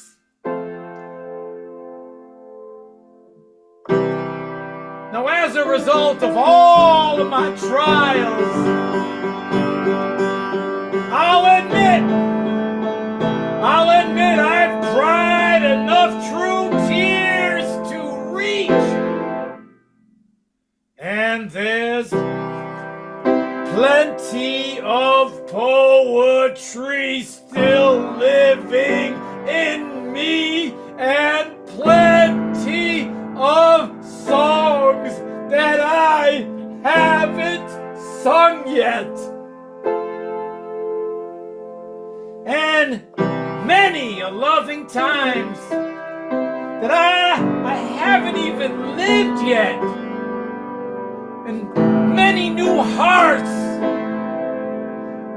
perhaps even the one. Oh, the sun's coming up, and so soon will the light be shining on nature as it unfurls what's ahead. Who will join me in my life while we join with all life? We're together. We will dream on for every next one. Every next one. The sun's coming up, but it's really not morning. And I'm looking forward to your light in my life.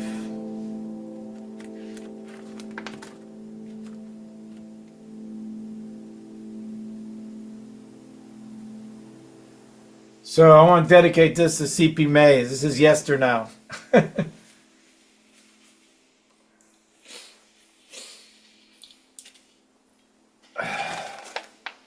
This is the last one.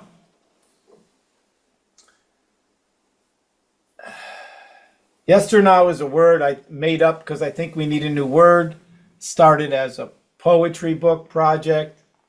It morphed into another project within it called Skull. And it kept growing and growing, and then I turned it into a song.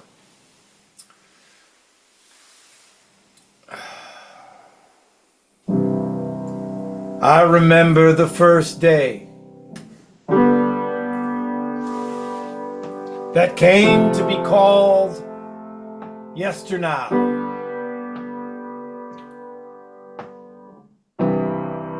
Back when I spent all of my time on There's Gotta Be a Better Time to Come.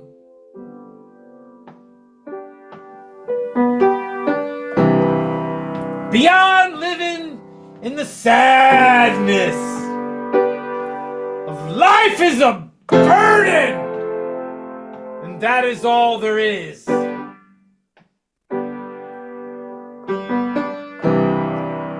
Looking back, it was to see time ending and to never cause the harm life handed me.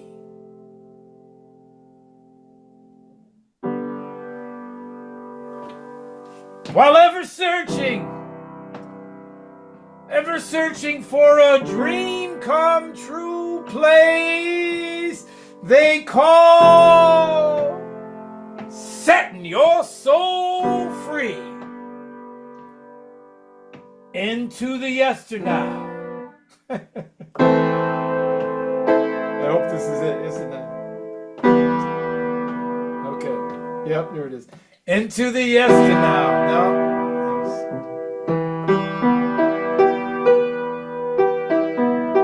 No. No, into the, here it is. Into the yester, okay, here it is. Yesternow, that's it. I love you, yes, yesternow.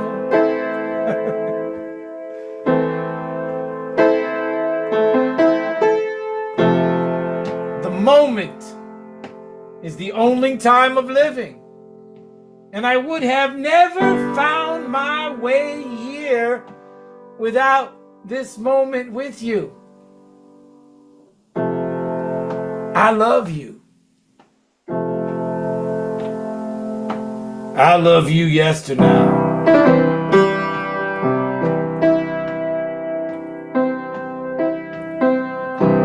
I remember the many yesterdays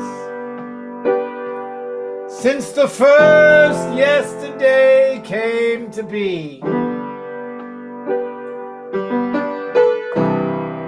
When the burden of living was searching and searching for the calmness of being, just to set us into peace. Yet I was living in the slip of time,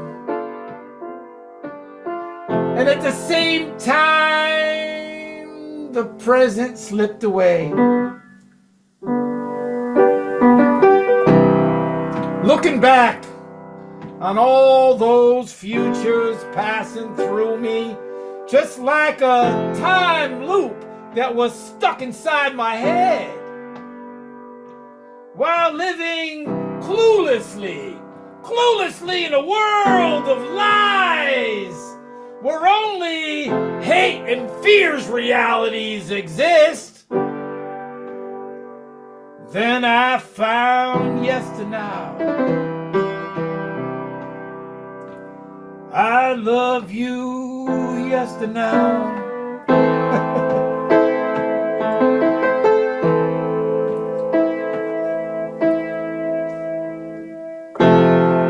The moment is the only time of living, and I would have never found my way here without this moment with you.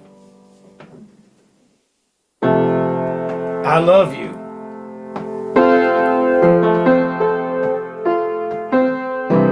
Yesterday.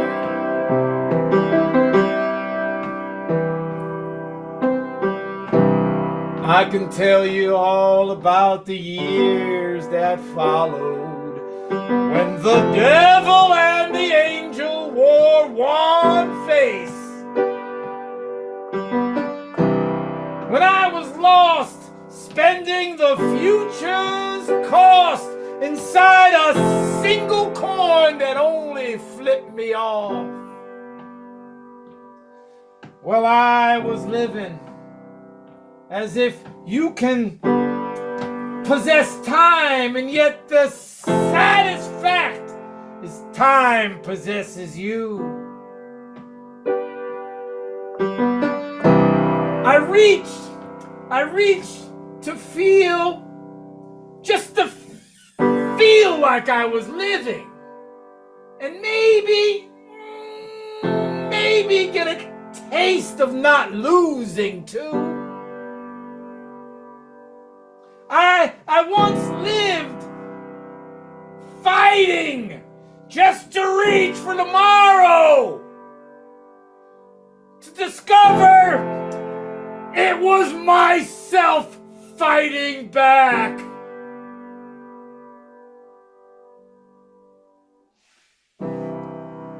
Till I came upon the future's ruins, where every future made of safe fears came to rest. There the future's gravestone sat and looked right through me. And at the exact same time that I was looking back, it read, "The moment you let go of time, you will come here to rest your warring head."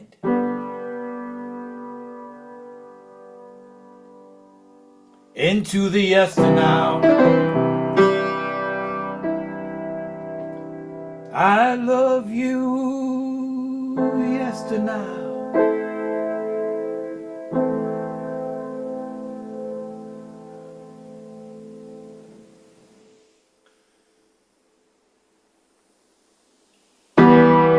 No. The moment is the only time of living. I would have never found my way here without this moment with you.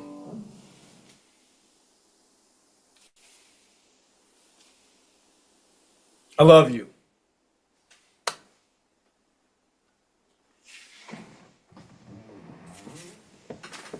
Ta-da-da-da-da. I don't know how long that was, but I'm grateful.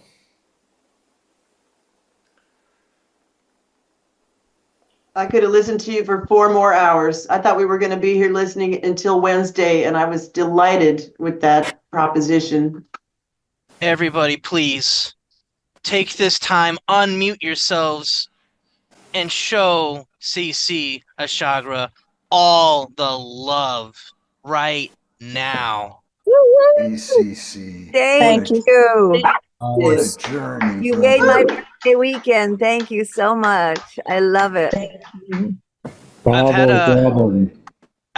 I'd be honest, man. I've had a seesaw week, but legit hearing you really just kind of flipped that switch in me, and I just want to thank you, CC, for all you do in our community, and with the work that you put out there, because I'm feeling it, and I know I'm not the only one that's feeling it. So please, again, share your love, your support for this wonderful human being. Yes, Wonderful. CC, that was Wonderful. dope. It was really great, CC. Very cool. Thank you. That was so immensely generous, CC, with your spirit. Yeah, just speechless. Yeah, Yo, Paul you need a says spot where you that. can do that like once a month, bro. Oh, there he like is. once a There's the month, man. you should find your way to do that like once a month, man, bro. It's all your fault. And then I'm waiting for that return phone call on that note. You know that. I think you should Yeah, take it on the Paul road. says- We need you. We need you out here in the Bay Area too. Take it on the road. Oh, find Man, me a I basement. would find you venues if I could. Like, so good. Thank you. Okay, I need a manager. You're hired. You have such a unique style, CC. I mean, I love the way you present your poetry. It is Well, just cool. I made a decision tonight to mix up talk singing, and singing, and just ran with it.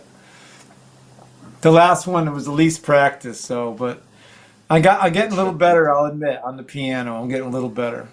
You got that little run there. It was good to hear all the acknowledgments at the top too, and know, all these people who in part built you. That Yeah. was a nice thing to hear. Well, I got to add, you're in there big time. You make a difference in my life, Paul. You do. I really appreciate your work. You go there and you don't apologize, and your craft is out there, but it does things that some of my work tries to do. So I appreciate that. Back at Everyone, and I literally could have gone on for 90 minutes just mentioning names. So if you weren't mentioned, you were in the you part there. So you're in there. Oh my God, Cece, that was amazing. It was so cool that it like crashed our end of the computer. So we logged into the tablet to come back and say hi, and amazing. That was so awesome. Thank you so much. Yeah, thank you so much for doing this feature, CC. We appreciate you. We love you. Yeah, just amazing stuff. I absolutely love your music. I tell people all the time you're one of my favorite musicians. Well, The first song you did is like a #1 favorite between so many people that we know. It's awesome. Yes, thanks again, man, so much. We'll see if that makes me enough money to buy everybody's poetry book someday. Definitely. Yeah, thanks Anyway, again so much. the Human Room Open Voice is really the one thing I want to do before I die. And I haven't figured, I'm 3 years into making the only social media platform owned by the human beings on the planet Earth who agree to speak freely in the context of benevolence. It has a constitution, and there's the tricky part is that I'm going to add a monetary art system that doesn't exist in reality. And I don't know who wants to swallow that, but it's name, address, and read these 9 things, which is kind of like a constitution, and press send. If you do nothing else, and the idea goes viral someday, 10,000 to 100,000 people, then the idea of the open mic hybrid into a you'd have a page, every video you watch you'd get paid for in an art number, every video you like, you'd be able to spend it on. And so money becomes this idea where you cannot give A person cannot give person B a nickel or a number without giving it to everyone equally, and on behalf of all, it goes to that person. And the idea of money floats as art. What is money is always breathing, and it's based on benevolence, and it's my life work. We need some young go-getters to put all this in line and get it going. It's called the Human Room Open Voice. You can get. Yeah, I have y'all, CC, you got to put the THROV on my website. There's 2 videos, and you got to put I your put as much website time into it. But I have 3 podcast ideas. I have all these other things. You guys should help me produce some of them. See, really, you Really. got to put the address in the chat because everybody needs to drop go to the the link. website. It's dope. Yeah, Yeah, just drop the links for sure, man. yeah. My email is Arshagra. I have to go to the other computer to do the chat because this thing's a pain in the ass for chat. Yeah. But it's Arshagra@gmail, and ccarshagra.com has a button that says join the mailing list. And if I send out 1 a month, I probably send out 3 a year. But then everybody will get one. But you got to add Thank you, Zane. the Human Room Open Voice to your contacts, or it goes into junk mail or CC. And then the other thing is I got too many projects. But yeah, Yeah. but the Thank you mailing- again I'll- so much, CC. It was yeah. amazing. So Debbie's my agent, so just call her. Yeah. As your We have, agent, I will say it's totally painless to go sign up for the doohickey. It's totally painless. I myself have done it. Y'all should just do it. Nothing bad happens. You just have your name on CC's little thing. Yay. And then if it goes public, I die. Then I become one of everybody. There's no king. There's no king, no queen. No, you can't build. If you try to empire it or corrupt it, it'll collapse. And there's no social system in the world that does this. I'm so there. Yeah, it's and you read the 9 things and you'll see. But the strongest one is no matter what you say, no matter your song, your poetry, or anything you blurt out, everyone does it with the understanding they're willing to be wrong. And then you can say anything you want. You can't draw a line in the sand with that nugget. You can't do us so and much, them. CC. You can't do inhumanity will collapse it back into a work of art. Yeah. Awesome stuff, man. That's just one project. I have too many. I love you, and I'm glad I brought it here. This night belonged here.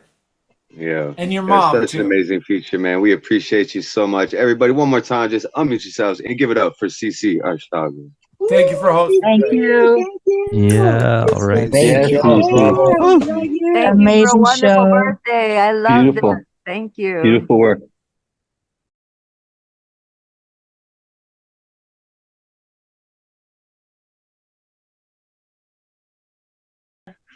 All right. So on deck, we got Joeski. But coming up next, we've got your guest host of the night, Dre Reyes. You've been doing an amazing job. We love you. Make sure you guys check out the Slam Jam tomorrow.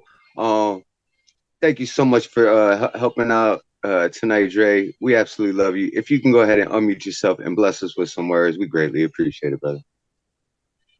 Hello, fam. It's Dre Reyes coming at ya. I guess it's time for me to do some self-promo and for some poetry. But first, as you can see behind me, I got the Slam Jams plastered all behind me. It's for a reason. Tomorrow, I'm going to be doing yet another episode of the Slam Jam, but it's probably not just any other episode. It's probably arguably the biggest episode yet, not just of the Slam Jam, but arguably of the Open Minds community, because we got Slam legend Billy Tuggle coming at you all the way from Chicago, bringing in some of the dopest poetry your eyes and ears are going to resonate with. And this is your chance to get some feedback from the man with your work. So tomorrow, 3 p.m. Eastern Standard Time, this Zoom room, come on and slam and join the Slam Jam fam. Anyway, let's get on to the poetry. First, let's start with the moody shit. Something I've been working on. On and off. It's called You Can't See Me.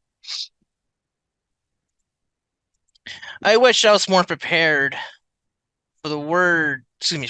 I wish I was more prepared for the hurt your words would bring.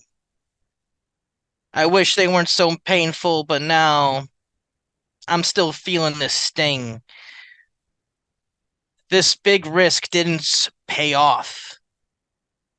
Could someone please tell me how to kill off 23-year-old feelings? I still feel embarrassed. I wish all I said was unsaid. If I could be dead honest with y'all, thinking of you now gets me depressed. I did this to you and myself. I'm the sage of self-sabotage. I'm leaving these feelings on the top shelf, out of sight, out of mind, blends in like camouflage. While dust piles on as time ticks by, I'll be calm like a bomb with implosive insides. This is unfortunately farewell. This was all my fault. I deserve to experience this hell. I fathered my own cardiac holocaust. Please don't house any blame, for your feelings are valid. I got no rights to complain, so here lies these dead feelings, ragged. I may have been another face to you, but I wish I could have made you see what I saw in us and you, but you can't see me. Poem. So there's that lovely thing. But in order to know some good, gotta know some bad. So here's some good / motivational stuff. This goes out to Wyndham Rotunda, known to the world as Bray Wyatt. Yesterday would have been his 37th birthday.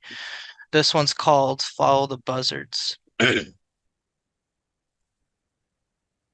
Mankind has struggled to answer one simple question. Where do we go when we die? A man of science will have you believe that we just become one with the earth, nothing more. But a man of faith will view things with such a much different perspective. What about those like you and I? We are special. For us, there is no death. We live forever through our arts. This is sanctuary, this stage, this microphone, this fleeting finite moment in time. Here, you and I will manifest all the power we will ever need to thrive in this dark world, to make passage towards our own salvation. I stand in front of you all tonight as a conqueror, as a revolutionary, as a man of 1,000 truths, as a survivor who has slumbered in flames and laughed in the face of fear. I have found my way through the darkness and into the light with nothing but limitless might. I am the color red in this world of black and white. Society has placed labels on me, for it is only human nature to put labels on things you do not understand. Labels, insults, numbers, ways to objectify the unknown, the unfamiliar, and the unwanted. I have been labeled many things: unconventional, strange, misunderstood, outsider. Understand this, though, friend. Labels are nothing more than penniless words if you do not surrender any strength to them, and I, for one, will never surrender. Now I urge you all to drink in this moment, man. Drink it in like hot coffee and wake up. Wake up and look at this lie you're living in, man.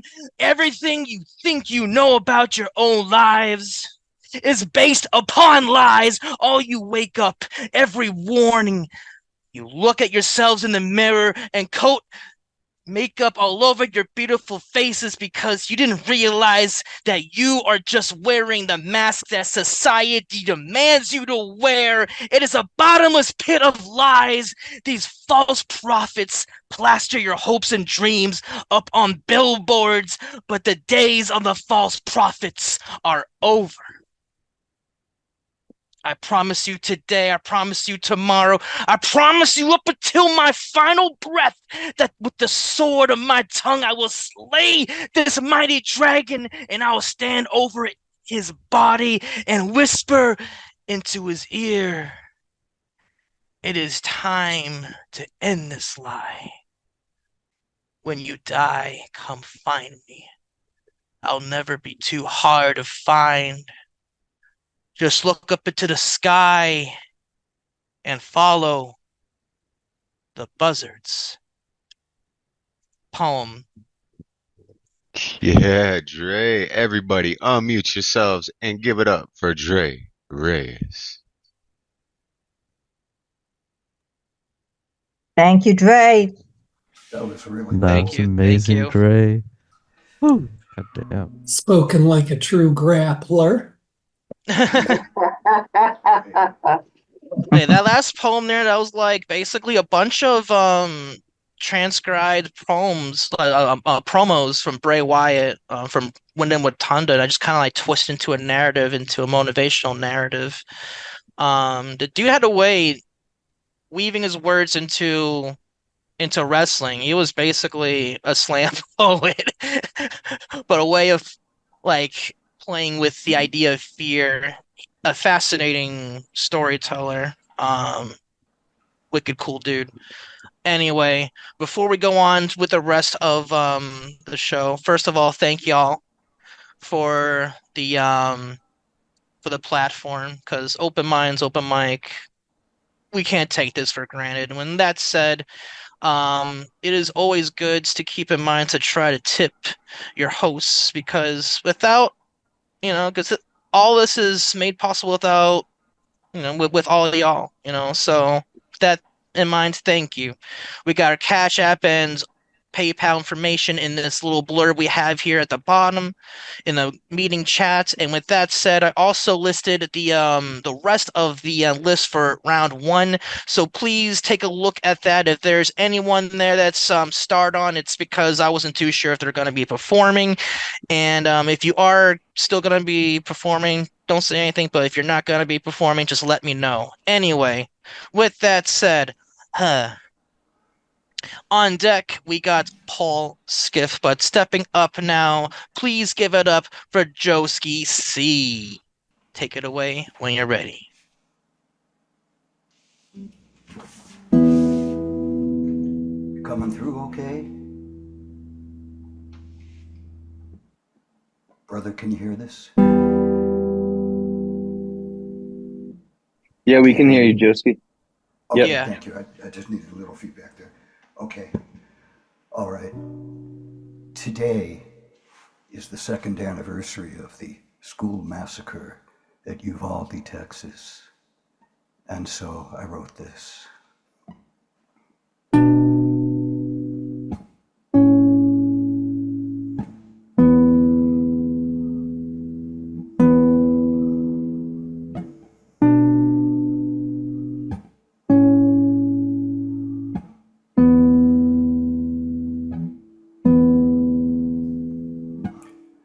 Country of coffins, country of urns, country of ashes, see how we burn.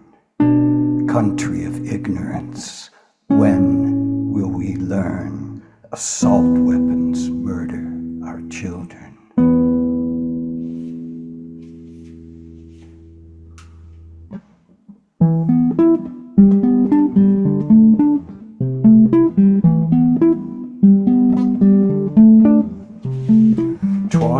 Lives, 19 children, days from summer fun, life, blood, pulsing like rivers. There's 19 cops in the hall.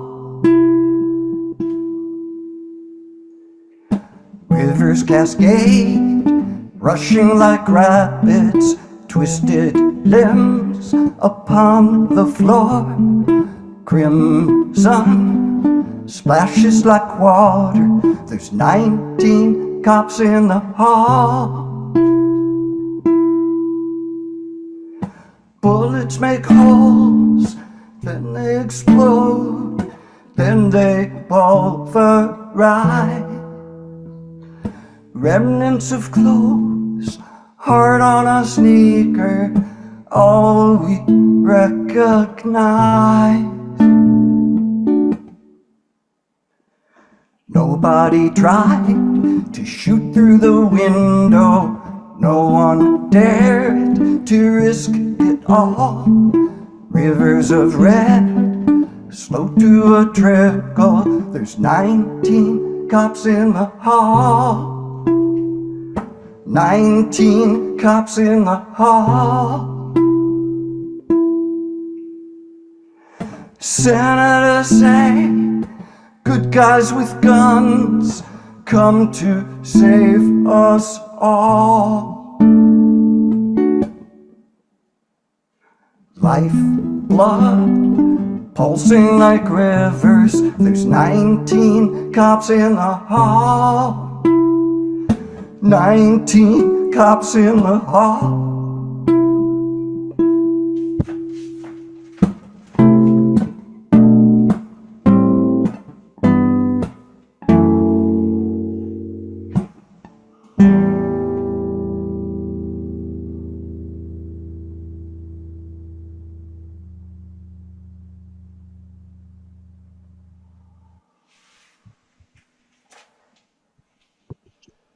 Everybody unmute yourselves and give it up for Joeski C. Okay, Joeski. This is Thank you. Amazing as always. Fabulous, One more for Joeski. us? As always. this is when we were younger, a song like that would be on the radio. But the fact that kids don't hear that and that's gone, they don't even know what's missing. Imagine, where's the Dylan of the '90s? Where's the Dylan of 2000? Where's the Joan Baez of today? Where all the every generation should have produced more, but they started making art from the top down. That's why the poets are so important. Yeah, it's a sad thing. Is there time for Yeah, another thank you, one? Jane. Yeah. That should be on the radio. Should be on every town and that cares like that. It's part of the dialogue. I'm sorry, gonna say that go- again, Joeski? Can I go ahead and play another one? Is there time? Oh yes, please, please do. Thank you. I just want to give that piece proper recognition. Go ahead.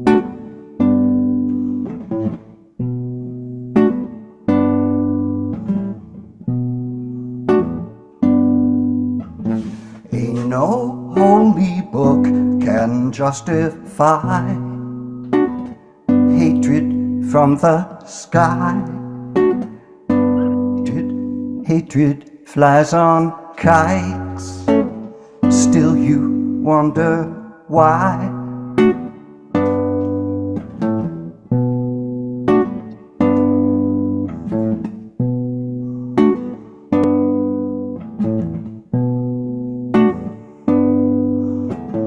Ain't no holy book can justify, can confiscate all this real estate, ends up in such hate. Ain't no holy book can justify hatred from the sky. No holy book can justify ending all these lives. No holy book can justify dropping all these bombs on the children. On the children.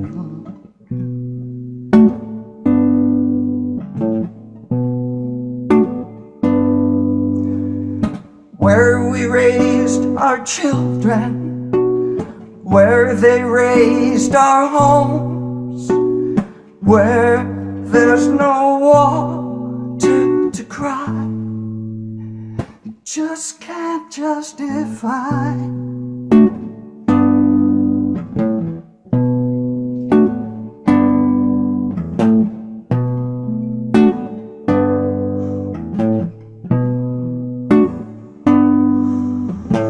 Ain't no holy book can justify hatred from the sky, leaders telling lies, hatred rides on kites, hatred rides on planes, dropping bombs we signed, dropping bombs we signed.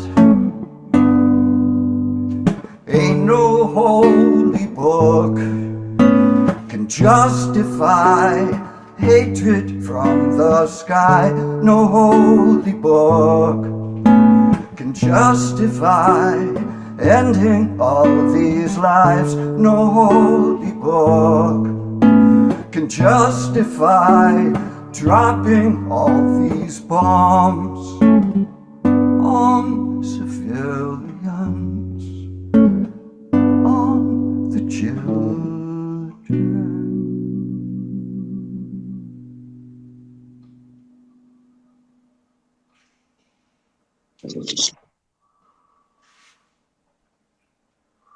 Everybody, please unmute yourselves and show Joeski C love. Give it up. Thanks for That the was so encore. immersive, Thank you, Joeski. so beautiful, you so really- moving. Thank you, Joeski. So true. I Thank you love so much. your ability to make like the hard and sad sounds beautiful from your voice and from your guitar. And I feel more messages should be sent that way. And to bounce off what was said earlier about how there's like, there's not like a Dylan or Joan Baez in this generation. I second that. Like, there should be more of your, I guess you could say, your folk singers, your modern folk singers, really just bringing the truth out. And I'm fortunate, and I hope you feel all the same way, that you're fortunate to have this platform here to be able to share that. With that said, thank you, Joeski, and thank you all the artists out there for keeping this thing going. You know, when I was on the radio, even the students that had radio shows, because they grew up and they're in their 20s and teens, right? Freshmen, sophomores, and stuff like that on the radio, they know their generation. So when they say, I'm free, I could do my radio, they try to emulate radio, but there's nothing but commercial to copy. So they really don't know how to deep dive into this. Some of them do, some of them experiment, but about half of them are better just do like something kind of poppy or commercial, even though they're on freeform radio. So it's not, I'm reading this book about girl punk, and it's the same thing. It's like if a movement loses the young generation, it doesn't. It's hard. You have to have the young generation understand the work of the old one. But controlling the mayor. This subject goes on forever. But yeah, keep making art. Thank you for that input, and thank you, Joeski. Keeping this open minds, open mic going on here. On deck, we got Jeff Cottrill, but coming up next, just open your mouth. Put that tab in there. Okay. Don't worry, it's gonna be an awesome trip because we are about to enter the Skiff verse. Paul Skiff, when you are ready, unmute yourselves and give it up. De nosotros es hora.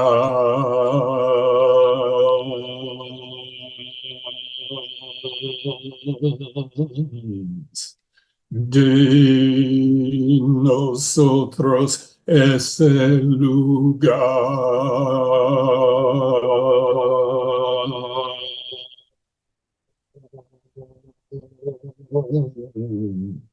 De nosotros en estos momentos, la luz claro sobre la cara.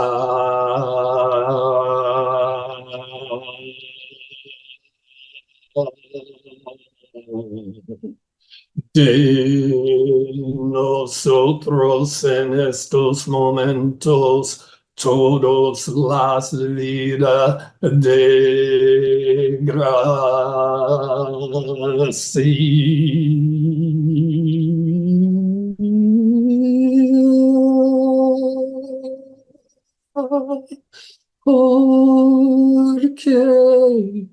Porque no vienes abajo en la calle y ves que cariñoso hicimos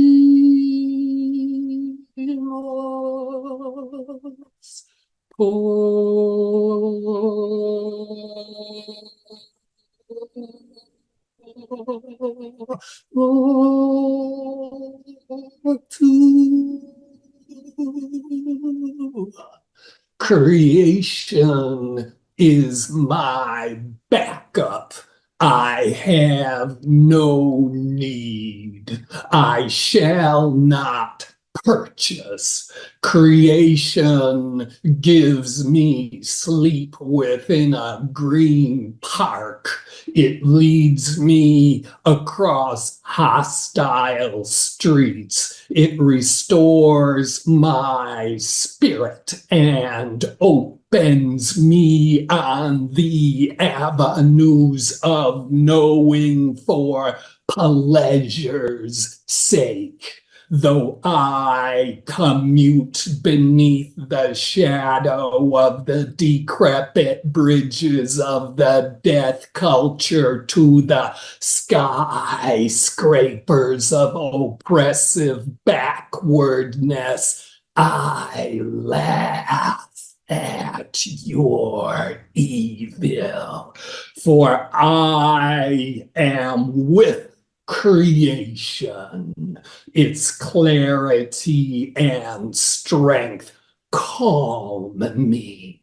It prepares me to flourish in the presence of my mockers and enemies. It touches light to my face. My mouth is a love gush total, and mercy and protection shall follow me all the days of my life, where I will clothe myself with the embrace of creation forever, and mercy and protection shall follow me all the days of my life.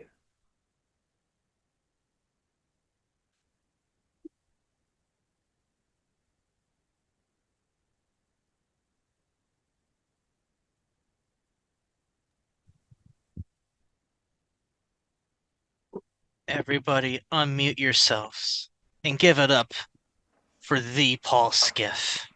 Wow, Paul. Thank you, Paul. More, yeah, encore. Mm-hmm. I think that's the longest you've gone off English or whatever. Not. I'm not gonna. But that's the longest you've gone in another language before. And then was it a literal translation or was it two pieces? Did you translate your own work?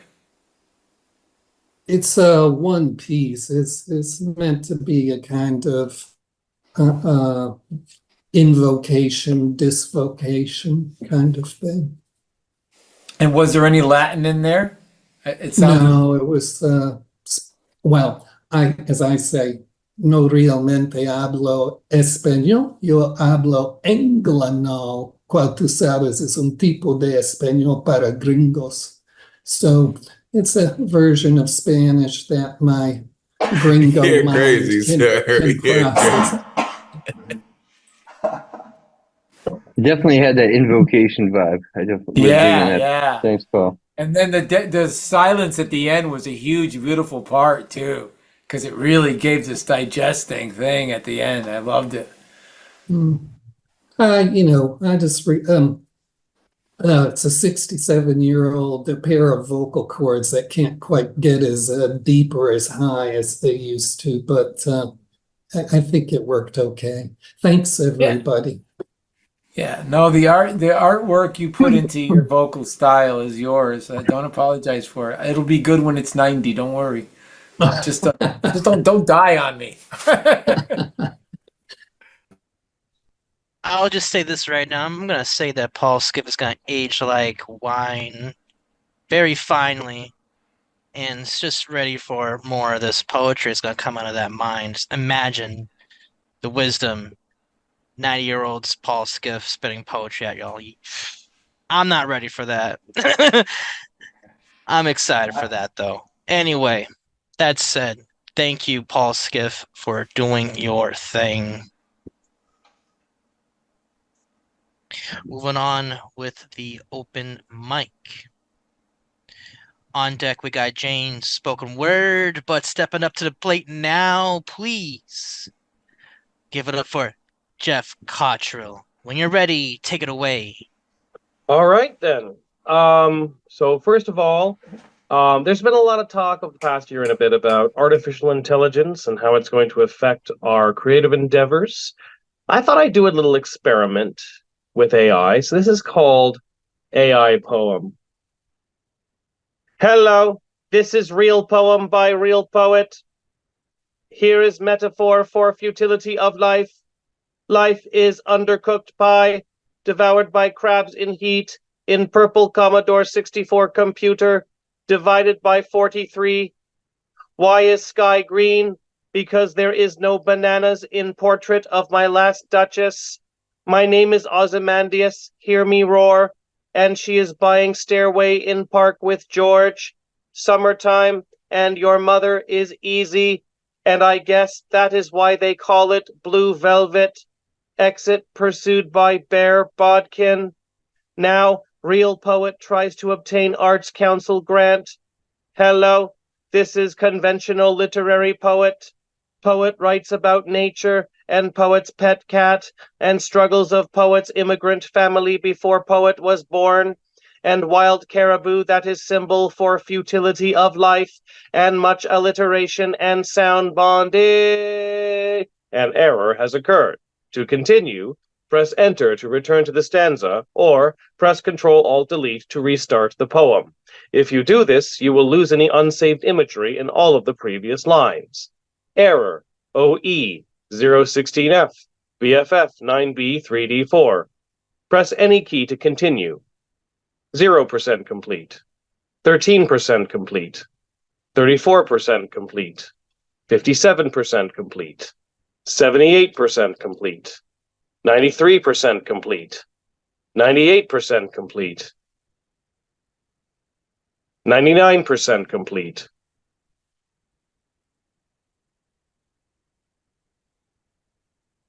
100% complete. Hello, this is Real Poet. Now, Real Poet tries to score high slam points. Hello, this is Slam Poet. Poet is very politically aware and cares deeply about relevant social issues and uses audience as personal group therapy and uses word awesome sauce for laugh and ends poem before 3-minute time limit. Real Poem ends now. Signed, Real Poet. So that is the future of poetry as done by machines. And if I have time for a second one, this one was published in last year's last year's Brownstone Poets Anthology in Brooklyn, and it's called Synchronicity 3. It's kind of an homage to Synchronicity 2, the old Police song. So, Synchronicity 3. In the news today, we learn which new superhero movie we must see, and why it's different from the other superhero movies, and how it fits in with the superhero movie universe, so we can imagine ourselves as superheroes. And also we learn how much money it made this week. Meanwhile, in Ukraine, a soldier blows up a bridge, and himself, to stop a column of Russian tanks from advancing. In the news today, we learn which famous people said something stupid, and why we must cast those stupid people out of society like lepers, and how we must erase their stupid names out of existence, so we can bask in the glow of our moral purity. And also we learn what words we can't say anymore this week. Meanwhile, in Iran, a woman dies of mysterious head injuries after her arrest for refusing to wear a hijab. In the news today, we learn which celebrities are fucking which other celebrities, and which other celebrities are fucking which other celebrities, and which celebrities stopped fucking which other celebrities, so they can fuck completely different other celebrities. And also we learn what dresses they're wearing this week.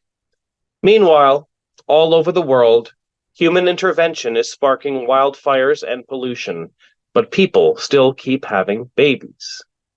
See, I did a callback to the Alberta wildfires. Clever. So that was called Synchronicity 3. And before I go, I will be featuring at Saturday Salon on June the 1st, hosted by Dane Intz, and with a couple of other features and an open mic. I'll put the info about that in the chat. Thank you. That's me. Everybody, unmute yourselves and give it up for Jeff. I love Cottrill. your work, man. Yeah, Jeff. I love your work. That was good. Wonderful, Jeff. Thank you. You know, the computer should be flattered by your imitation of it. It was more real than the computer. I did that at an open mic here in Toronto, and somebody complained. Somebody was offended by it, and I thought, was it a computer? Was it an actual robot that was offended? Because it's one of the tamest satires I've ever written. There's good news, but I can't remember where I read it, because I think there's another platform opening up where you submit stuff, and one of the rules is that you have to acknowledge whether or not it's computer generated, or you can't upload it. If it is, you could upload a computer, but you have to say this was partially made by AI. And I thought that was a step in the, at least a tiny baby step, and maybe I don't know what direction, but it was not a fallback. I identify with your experience, Jeff, because I've been told to stop in the middle of my poem before and get out. So, it does happen when you encounter those delicate sensibilities in the audience. Yeah, I've had that happen too. I just want to chime in real quick and say that AI poem got me a little giddy for a number of reasons. I wrote a poem about like AI in general, like just social commentary about it, like a couple months ago. So it's like to see and hear someone else's perspective on AI, but also like target it in like the realm of the slam community, like how like slam works. I thought that was cleverly implemented. With that said, thank you for that. One more time, give it up for Jeff. Woo! Proceeding now with the open mic. On deck, we got Jeff Taylor, but stepping up to the plate now, please give it up for Jane's spoken word. When you're ready, unmute. Yo, everybody. I wasn't going to do this piece, but the conversation that Jeff brought up about folk music and what we used to hear made me want to do this piece. So it's called Winter Has Come to America. I turned on, tuned in, and dropped out in the 60s. You can call me a freak, but don't you call me a hippie. I spent the summer of love getting stoned and dropping acid. I protested a war that lasted and lasted. Released from the confines of society, sisters and brothers stood in solidarity for equality and dignity.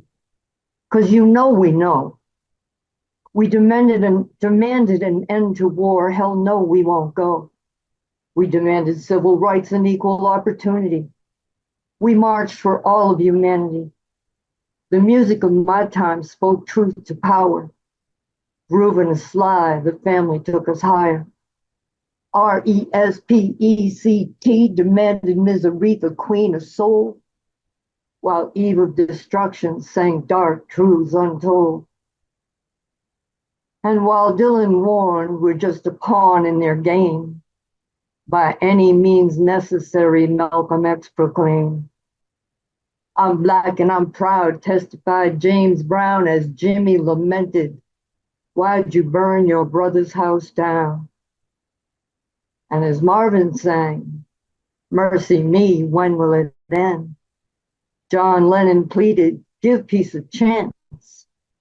And float like a butterfly, sting like a bee, rhyme the greatest of all time, my hero, Muhammad Ali. We were a social movement, youth on the rise, in a war for equality and respect for all lives. The women's movement defined our objectives. Feminist ideologies demanded equality of sexes. The Latino movement of United Farm Workers Unions improved farmers' pay and working conditions. The Chicano movement organized students. Education, not eradication, brought basic school improvements. The Black Arts movement used art as a weapon. The Black Power movement championed pride and freedom. Angela Davis, Eartha Catwoman Kit, Nichelle Uhura Nichols, Tommy Smith, John Carlos, Nina Simone, and still,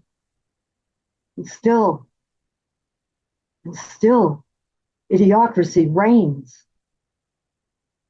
If you are other in America, do you do time every day? If you are other in America, is it a squeeze play? Living your life on an everyday beat, always on guard, avoiding white heat. Winter has come to America. We have been trumped. Whitey is blindly stumbling through life, feasting on fox, feeding his white. He's scared. Scared you'll take his guns, his God, his whiteness. So he hides his fright in distorted righteousness. Marching with tikis is a frightening aberration. Rivers of blood stain our dawn with damnation. What happens to one happens to us all. Like dominoes, we all will fall. Silence is death.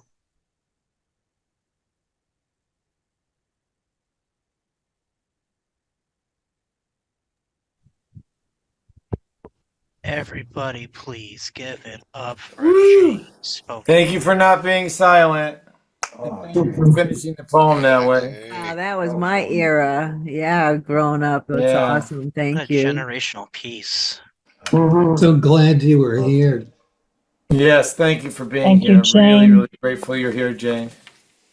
Thank you for having me. It's the first time Thanks, Jane. that I've heard a lot of these poets tonight, so it's been really nice. I'm really enjoying it. Thank you for having me, guys. Oh, welcome, Thank welcome, you. welcome. Welcome. Come on back. 1, 3, welcome home. 1, 2, 3, welcome home. Part of the fam. Welcome. Come back. Please don't be a stranger. Welcome all. Welcome all. Come as you are, please. Jane is an amazing producer too. She does a lot of work. She works with musicians. She tours. She promotes. She's a really important person. She's really This been is Check out Word any and Jam. all Word links Jam is you, one of the you best. can on the group chat, and we will gladly indulge indulge and support Part you. of the artist episode was amazing too, Jane. Thank you so much for doing that. Oh my Jane, God, I gotta Jane check is that a out. pioneer. Jane is a pioneer of this, really. Yes.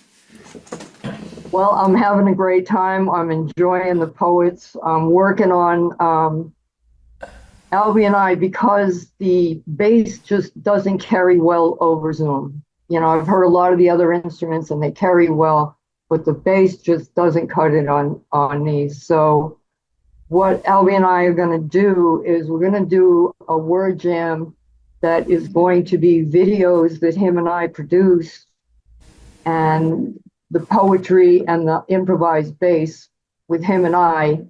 And in between videos, we're just going to talk about how we did it. Anybody's got any questions, and just talk about, you know, stuff that Albie and I have been doing actually forever. We put music videos and poetry up on the internet before YouTube. So yeah, we've been doing it for a while. And that matters. That matters. That education and to see the technology changes makes a big difference. Yeah. Because it brings you into the wisdom category where you saw the change. You experienced the transition from having a voice to having it be drowned out by commercial bullshit and power and money and the old control the narrative bullshit, even in the arts. I got a line in my book, the machine of art making did not own and breed them. Word. Thank you, Jane. I had to do some homework, definitely. Can't wait till we cross paths someday. All right, man. Yeah. Peace, y'all. Thank you, Jane, for stopping by and presenting and sharing. Moving on with the open mic. On deck, we got LaMar Mitchell, but stepping up to the plate now, yeah, we got Jeff Taylor. When you can, unmute and share your love. Take it away. Thanks, Dre. Somebody earlier mentioned I was the anniversary of the Uvalde shooting. So I've got a poem here that shooting inspired a lot of poets to write poems, and then there was an anthology, The American Graveyard, put up by Red or Green Books. You know, this one of my poems was in that anthology. So I'll read that poem to you. This is called Family Politics. When my dad tells me my uncle is skipping the family reunion so we can travel to a Trump rally in Pennsylvania, I think about my mom uploading official records into an internet database to prove we descended from John Adams, and it feels like we've been avoiding our family obligations. Not like we should have gone to more summer barbecues, but like we left work unfinished somewhere along the line. Now that our courts give more protection to praying on field after high school football games than they give to choice in women's health decisions, and Congress cares more about getting likes from QAnon conspiracy theorists than they care about protecting school children from mass shooters, the significance of July 4th coming and going while we watch the January 6th hearings pulls through my intestines like I'm crammed shoulder to shoulder in the back of a Ford Escape with John Adams and every other man I've been related to on a road trip to nowhere, poorly attempting to hold in a fart laced with the odor of personal responsibility.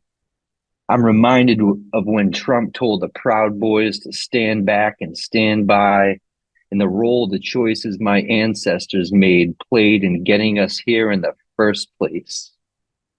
Then I try to picture what it would be like to live in a world where doves and wolves bathe each other in truth. When my wife ran for city council, the question she was asked most was, who is going to watch the kids?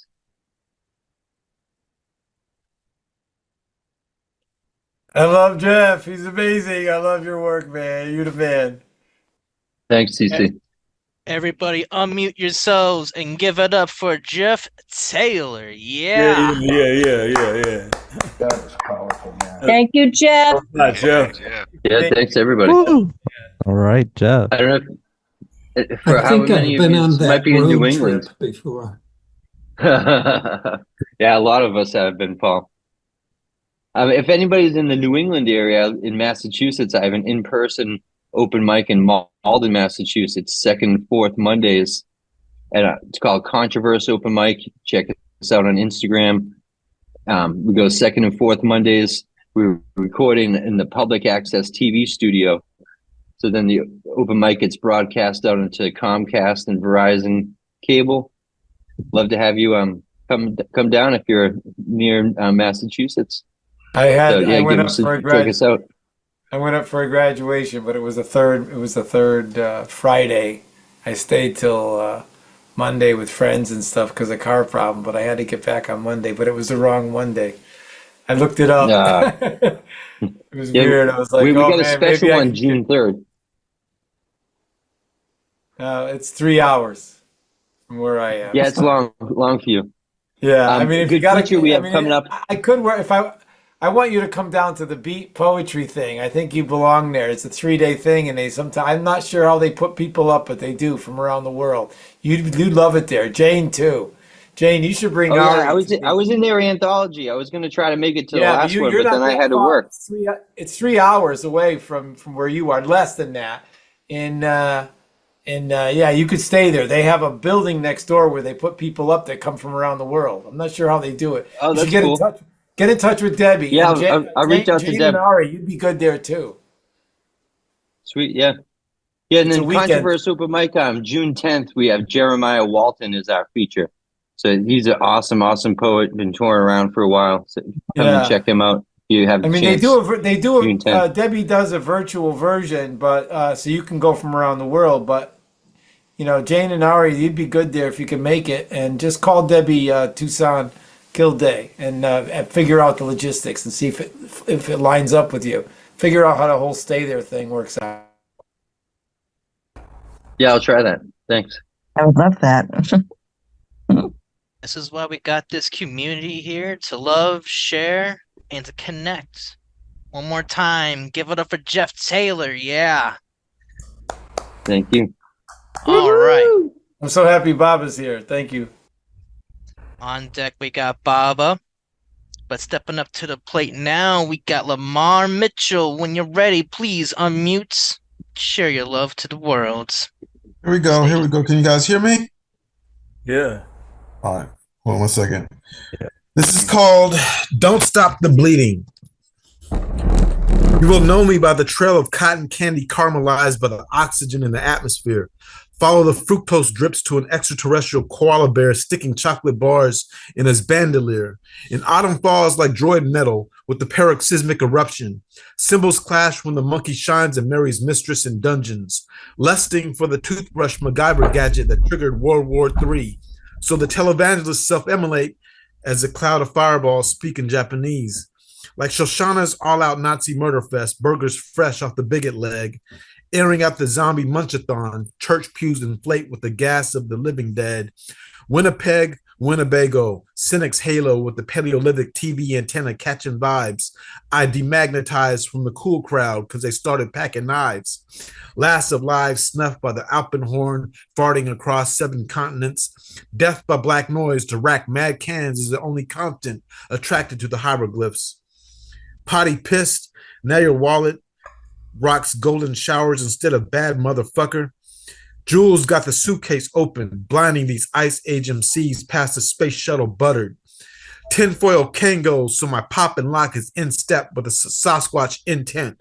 On the planet called Hoth, but it's just Oakland and drag doodled by a Basquiat insect. Incestuous pharaohs lay eggs under the Christmas tree. That's called sinning. Caught red-handed by the head shrinker sprinkles. Rocket ships are now fishing. Lisping up a storm as the sibilants machine gun down another trench-coated dwarf. Beaver shot exposed. Mitch McConnell's peaches in a Depeche-moded twerk. Death quoted Borscht and let the salamanders swim in the Campbell soup. Muckraking taking its toll on the devil's health. Sweeping with the haplogroups. Tetris and Squid Game collaborate running mid-range Master Ace, Crouching Tiger, Bitten Dragon. Pimp slang masturbates, arousing spiders, Hitlergasm. Winter tangent howls with the mighty wind after fat boy scarfed up the beans. Narc on your dreams, cocaine cowboy. Too many white lines sparked by the fiends. It's dark when I'm king, so the umber knowingly daps my numenon. Cross my heart and hope to scratch the lunatic calm with a serial killing supermom. Buddha bong full of kush like a first cataract battlefield in Ethiopia. Now we got computers. Black geniuses zoom in on the guap with the Nokia. Pubic foliage tickles the nostril, the hay fever dreamer and Elvis heat. Sneeze the Eros hormones to pollinate the hellish streets with a steel helmet breach. Shellfish queef as my velvet teeth come down hard on crab shells. Break arthropod egos while the sinkhole gathers the elves with a gat cell. Blackmail the messenger and sabotage the cooking wok. Now a glass noodle represents all the hardcore hip hop that Brooklyn copped. The looking ox, stink eye, the cyclops, now they're mating. Oh my God. Now I soak my logs in goat's milk. Need huge sign to sleep hands to hold my applause. Thank you. Hey everybody, unmute yourselves and show some love for LaMar Mitchell. Yeah. Yeah, LaMar. LaMar. Thank you. Fire. Thank you. Thank you. Hey, Appreciate the LaMar. love. Yeah, all right. Appreciate it. Sweet. Yeah, that's how to see inside what's really going on with this culture, LaMar. Precisely.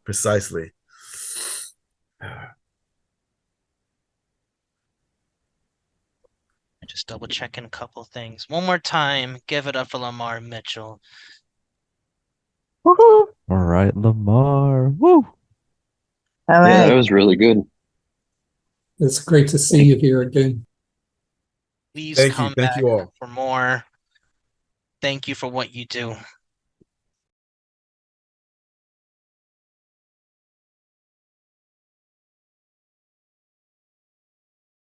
With that said, we're going to continue on with this open mic because we still got quite a plethora of talents to go through. On deck, we got Marieta Maglas, but stepping up to the plate now. Oh, I'm excited for this one here. Please unmute yourself. Show some love for Baba. Take it away. Unmute yourself. Do your thing.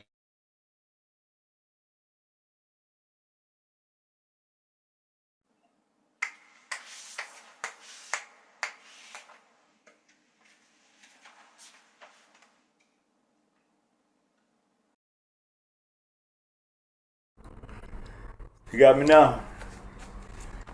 Yeah. Loud and clear. So, this is Memorial Day weekend, you know. So I'm going to do this piece. I'm a Vietnam vet, and I just this goes out to my peeps, the Alpha Company, 1st and 8th Infantry, 4th Infantry Brigade. So here we go.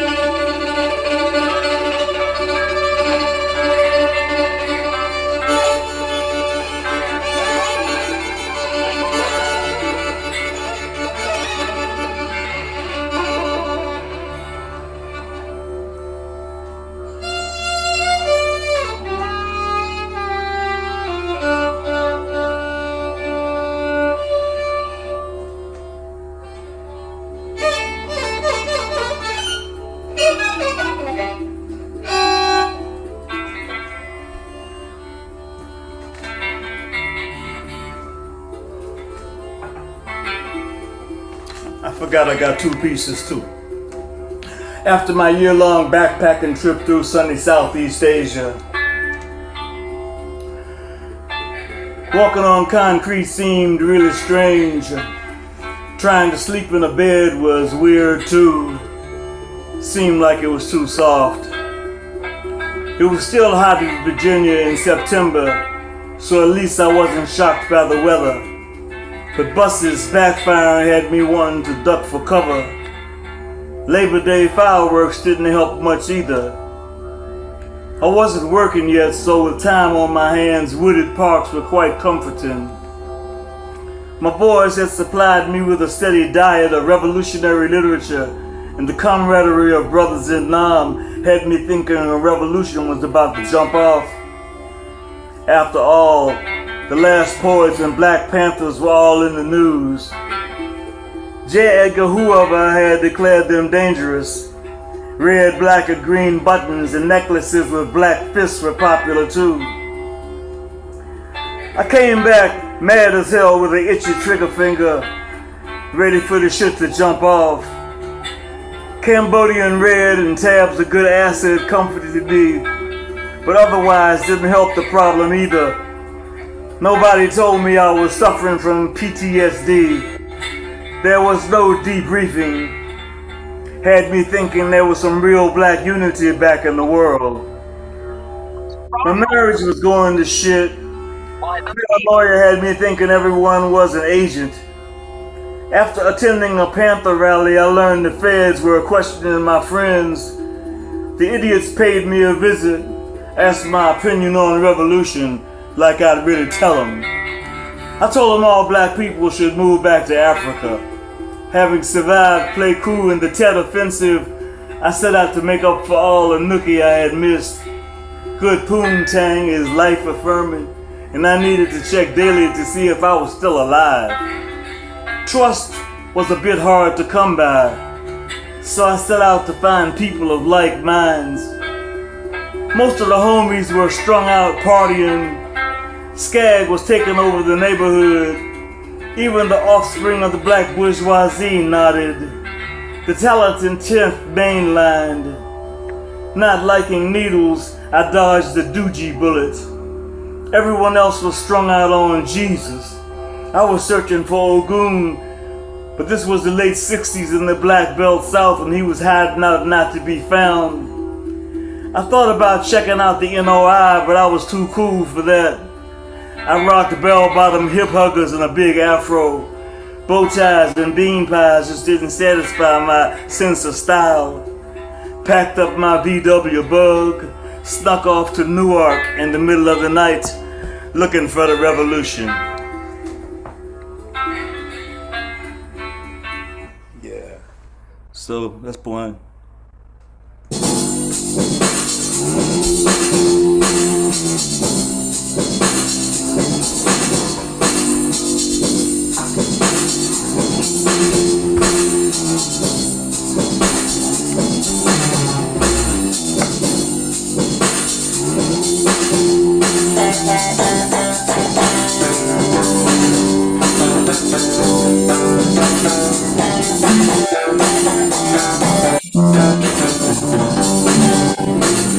Didn't come on the Mayflower,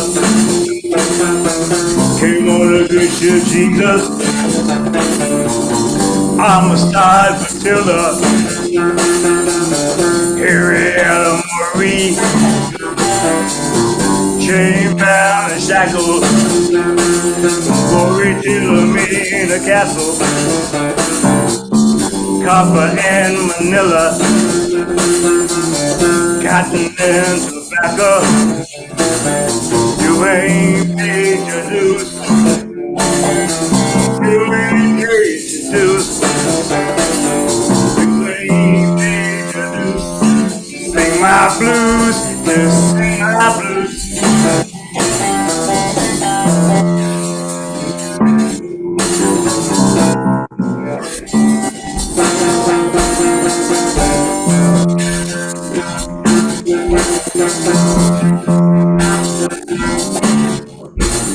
Stopped on Evo Landing,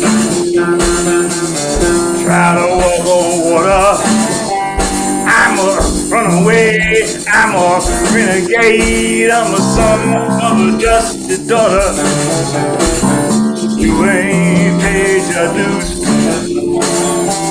You ain't paid your dues. You ain't paid your dues. Sing my blues. Sing my blues.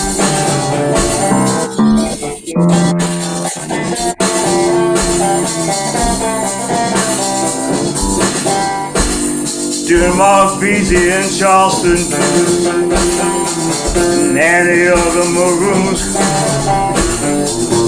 Nat Turner and John Brown, Harry Tubman, freedom bound. You ain't paid your dues. You ain't paid your dues. You ain't paid your dues. Just sing my blues. Just sing my blues.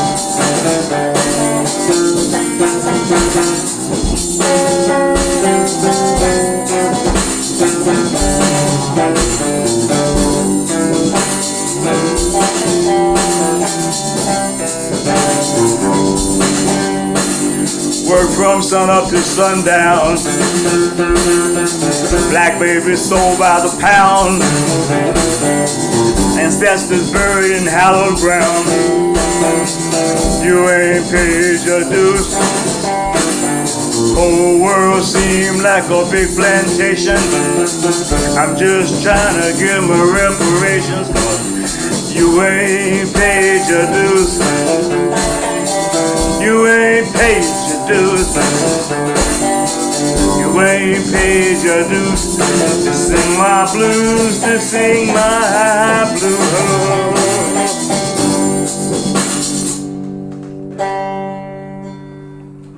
Yeah.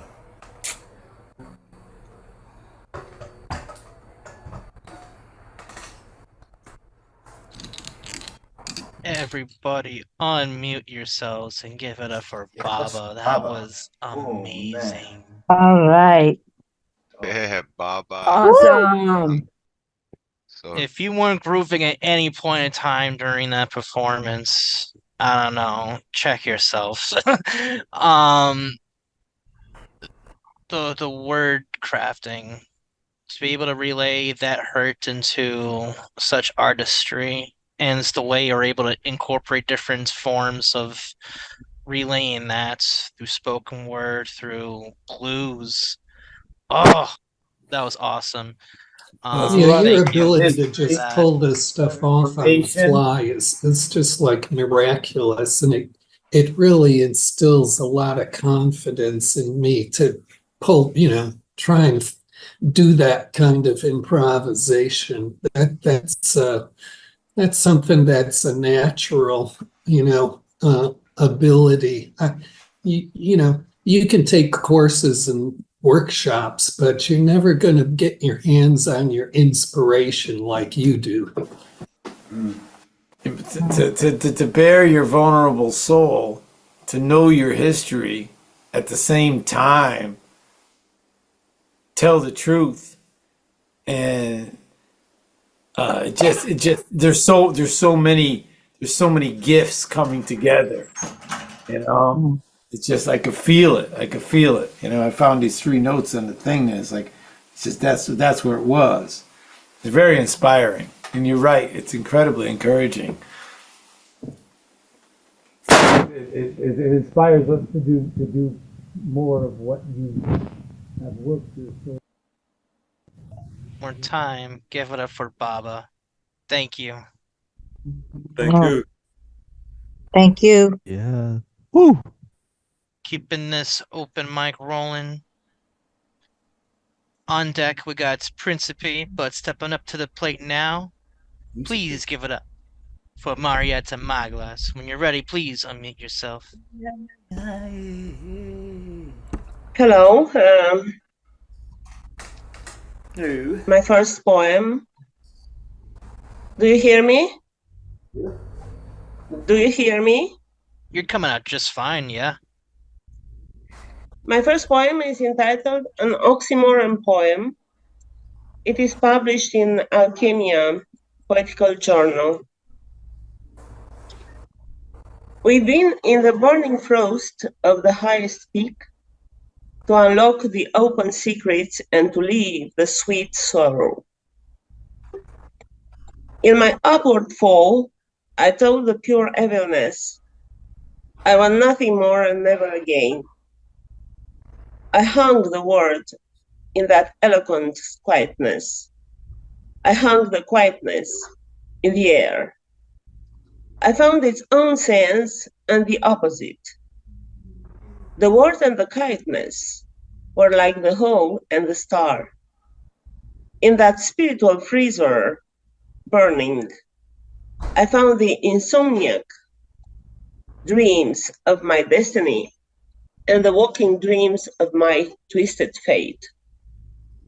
You made them become numb feelings and vice versa, much more than a lyric song becomes a music sound to be a lyric song again. In that magic realism, my silent scream was moved into its echo to become deafening silence forever. Fairly obvious, the down-climbing evilness echoed, I want nothing more and never again. Nothing more and never again. And my second poem is entitled The Rainbow Woman. It is an ekphrastic poem and analysis of the artwork entitled Femme au béret rouge orange, belonging to the Cubist painter Pablo Picasso. It is published in Letterpie.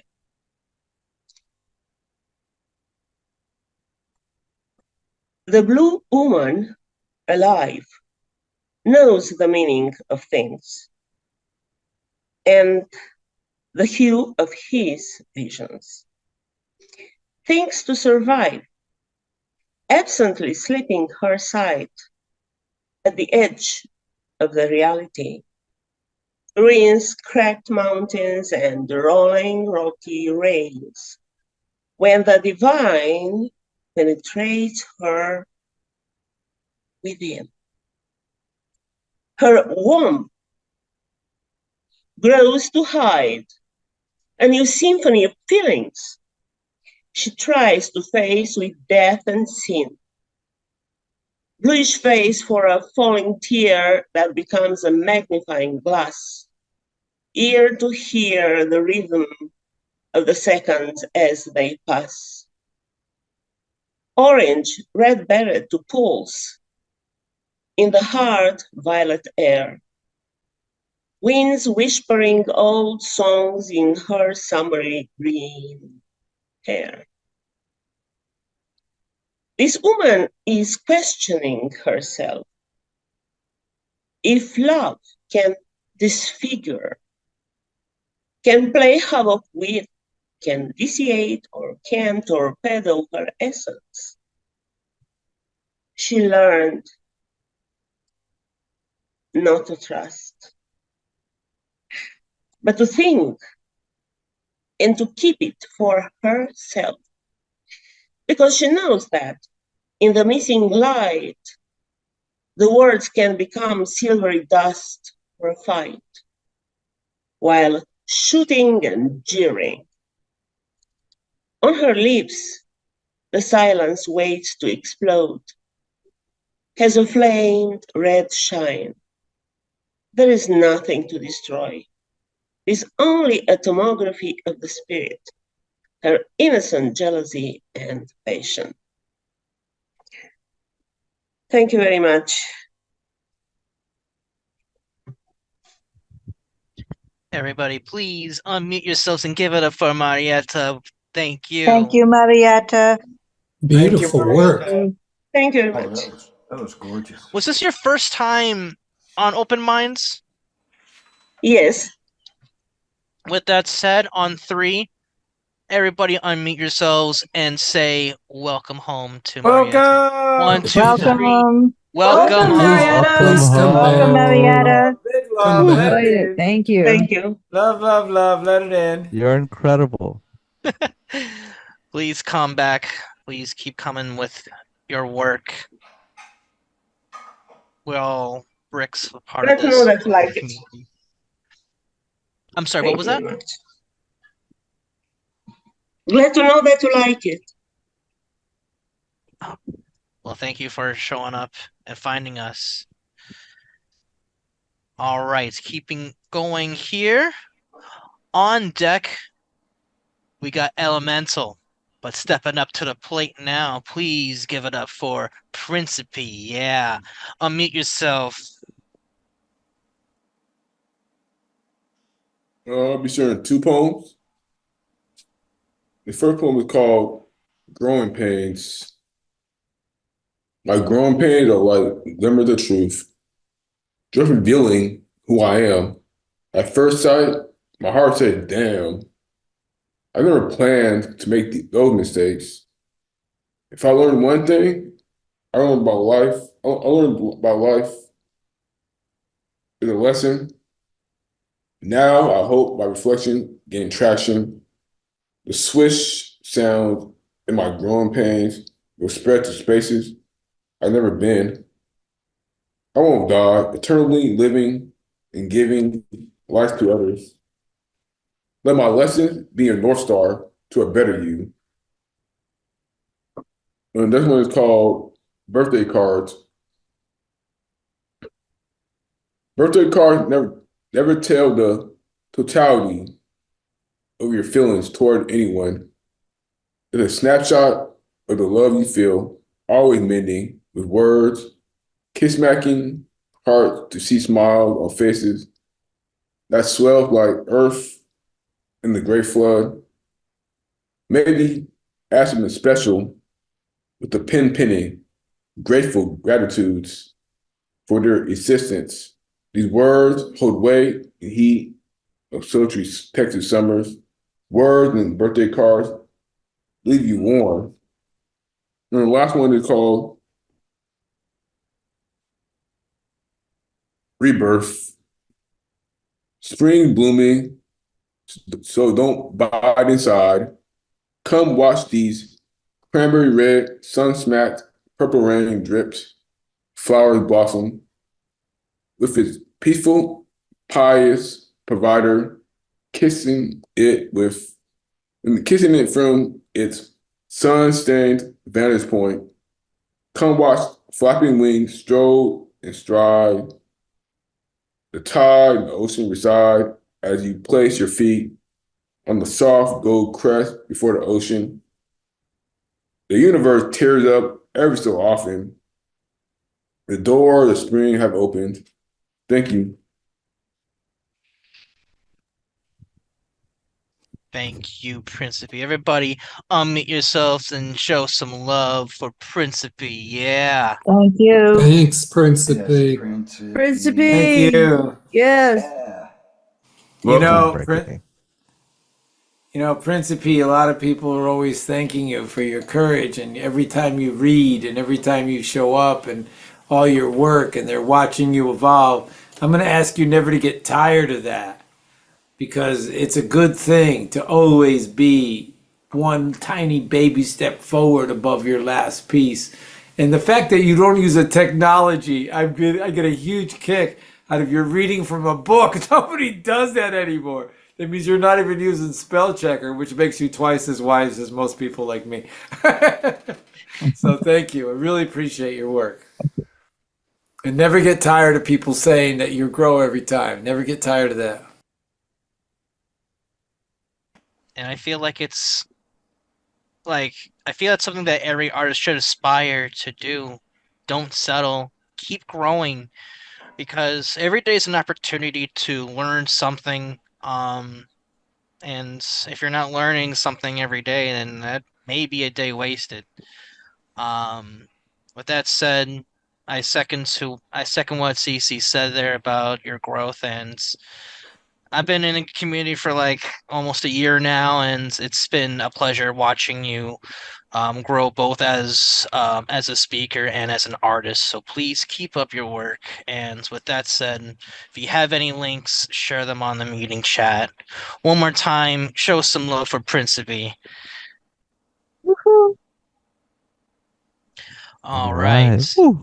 So there've been a couple of changes that I had to make here because there was some people leaving here. So we have an updated list and we're posting on the chat momentarily. Where's Elemental? I hope he didn't bounce.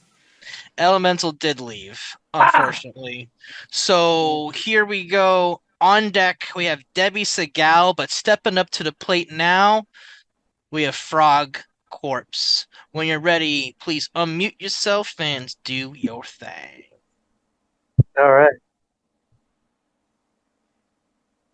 Which song would sound loudest through this impenetrable valley? A lone whisper lulled goodbye, with a fifer and drummers charging. The hour covered in snow, beyond the palisades they've rallied, under volley with their volts, moving in smoke field dodging cannons. Orderlies and majors roll, forming the flanking ranks, taking up arms on those who flee, while descending on the foray along the battlements. Sabers split the rudiments, dividing blue and gold. A bugle ends the conflict when blood makes the grasses grow. Would this valley be a ditch? Will this songbird muffle sigh, clenching guts with a lone slow bleed with the bodies that we've left behind? Memorial Day. To the dead ones, celebrated in medals and camouflage, battle fatigue and gun wound shots, homesickness with war packs and helmet damage. Through the wars they walked and miles unwalked. These explosive war-torn battle zones in countries they overthrow.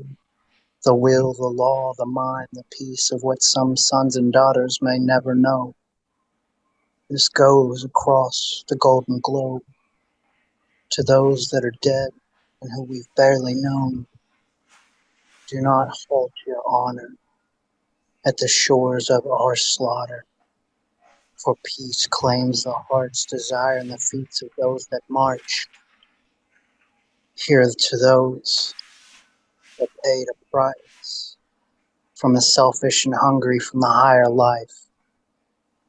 Cheers to the warrior of the bottom dwellers who sanctioned the sovereignty and bombed out shelters from the cold, the rain, and the heat that swelters, to the skeletons with honors who lack the world's possessions, to those that serve their country and their friends, to the soldiers who won't see their final medal pinned, for those that fought until their last heartbeat. May they rest in peace in the eternal army. Thank you.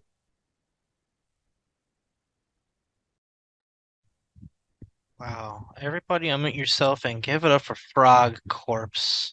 Yeah, Frogg. Yes, sir. Thank yes, you, sir. Frogg. Thank you. Thank you. Thank you, Frogg. That was Oh my lord, that's stunning, Frog. Wow.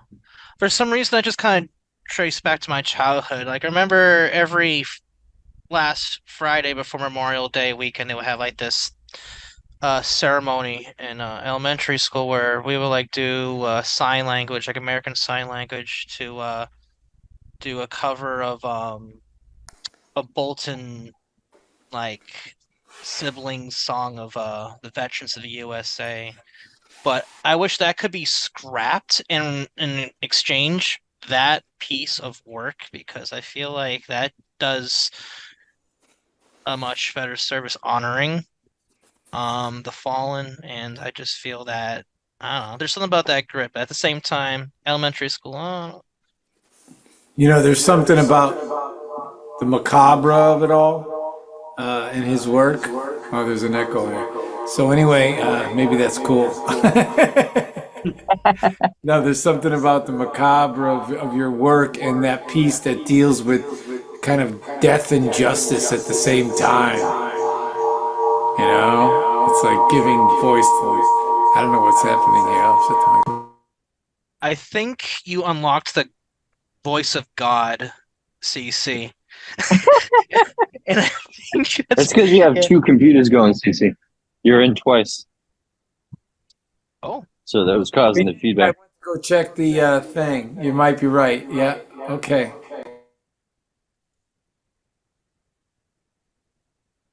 Oh, one more time. Give it up for Frogg Corpse. Hell yeah, Frog. Fuck yeah. Every time you Frogg read, I wish there Corpse. was a rewind on this thing so I could hear it again. Well, luckily, this is recorded right now, so once this is all said and done, this will be uploaded onto the Open Minds YouTube channel. So there's that.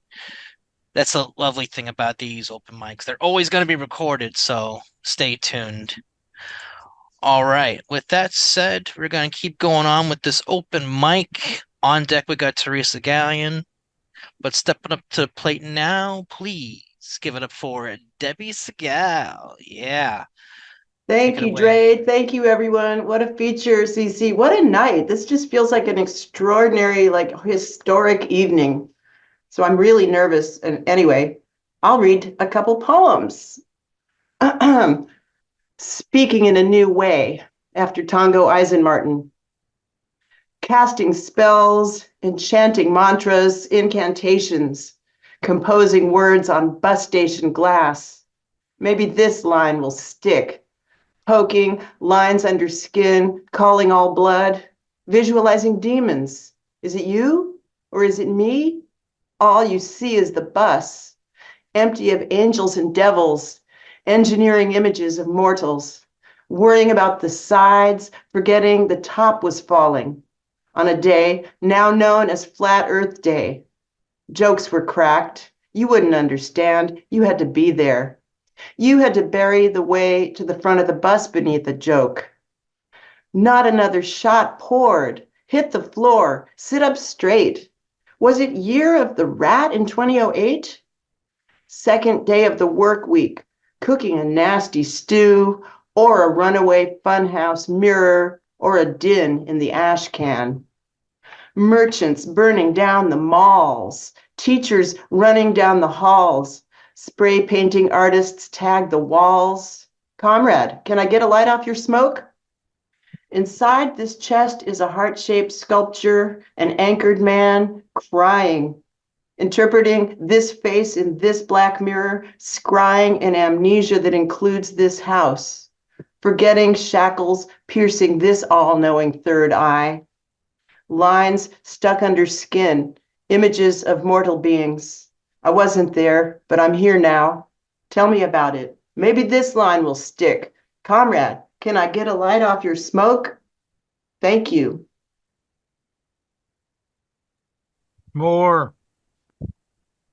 Everybody unmute yourselves and give it up for Debby Segal. Yeah. I do have more, so hold your applause. Hold your applause. I've got Hold two your more applause. really short Hold ones. Let me do my last two since you said more. Oh yeah, let's do it. The means. Poets playing in the fading light, gliding across the abyss, glittering, shimmering, oscillating between glancing third eyes, flickering in scope to an emerging counterpoint, capturing gratuitous shots, doodling duplicity, never knowing, no one knows how it ends, no one. And this one more, Dance of the Poets, for the poets. Far away in time, true believers sparring with daydreamers. Merry is made in a garden, and spoken word artists spit new shit as page poets ply their shtick backstage, fingers snapping for exquisite verses by extinguished light of distinguished poets. Thank you. Debbie's amazing. She's she's one of the strongest, real, genuine idea of a beat poet woman, and that's a genre to hard to fill. You really have it, but I could hear in your work that you're marrying like your influences from the open mic, from all the poets that you hear, and you're really, and you never stop growing. But sometimes you enter into this terrain where, and this is for everyone. Sometimes you enter into this terrain where you're mixing your styles and your influences, and then out of it you just remain genuine, and then out of that comes your voice that you become, you know. Thank And you, I think, Cece. and last time I complimented to you, it didn't work out too well, but it was a compliment then and it's a compliment now. It So was the love you. same poem, so you got to hear the one that we had talked about. So thank you always for all you It's, say. you really are one of the strongest beat women I know. And yet you bring in the other voices. Everybody, thank you. Thank you, Thank Debbie, you. for that. Oh, go on.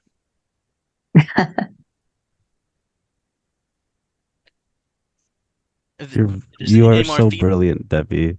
Yeah, I just want to say thank you so much. This And your really is novella was Thank you. amazing, by the way. Thank you, Doc. Didn't mean to talk over you as you're complimenting me. Ah, I was just saying that your untactful. novella is Very amazing. beat, huh? Everybody, one more time, show your love for Debby Segal for that. Thank you very much. Woo! All right. You know, it's more than just your beat. It's that you compliment what that means and you bring it to its like refreshing contemporary level. It's not a compromise where you're marrying your becoming as a woman poet into a genre that is by sounding like them, but you're offering a new voice by growing it. The flower, the tree is you better it. We love you, Debbie. Thank you. And we love you indeed. Thank you. Thank you, Deb. With that said, we are going down to the final four. Oh, yeah. We got 4 more poets left on this incredible open mic. And with that said, thank you all for spending this chunk of your time with us here. This wouldn't have been possible without y'all.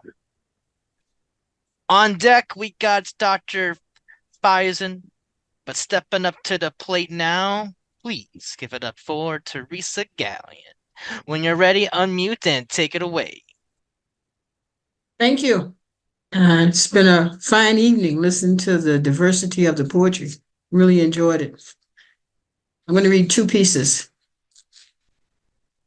Pablo Neruda is one of my favorite poets, and this one is Homage to Pablo Neruda. When I think of love poems, I think of the delicate balance of your words flowing through me. Between shadow and light, my soul plays with you on the page. Pablo, your lyrics dance around my bed to the tune of ecstasy. Flowers hide behind the trees to peek at your words. They feel the power of love's embrace close to the heart of each blossom. Red wine runs down your lips like the blood of first love. Tears swell in clusters as you and I unite as one, and morning light burns your chest. You call forth my imagination as I stare into January light crackling in the fireplace. A fresh season is brewing under the snow blanket outside. And I want to hibernate here with you, Pablo, until the spring daffodils toot their horns. In peace. And the second piece is called Falling into Grace.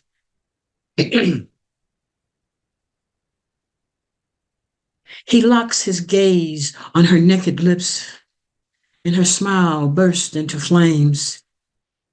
The heat of the exposure burns down to her breast. Her legs freeze in place. She cannot detach from his gaze. The heart pumps purple violets. Rainbow colors dance on the ground. He speaks to her without words. Breathe in and accept binding grace. She complies and falls without fear into the arms of the beloved. Thank you.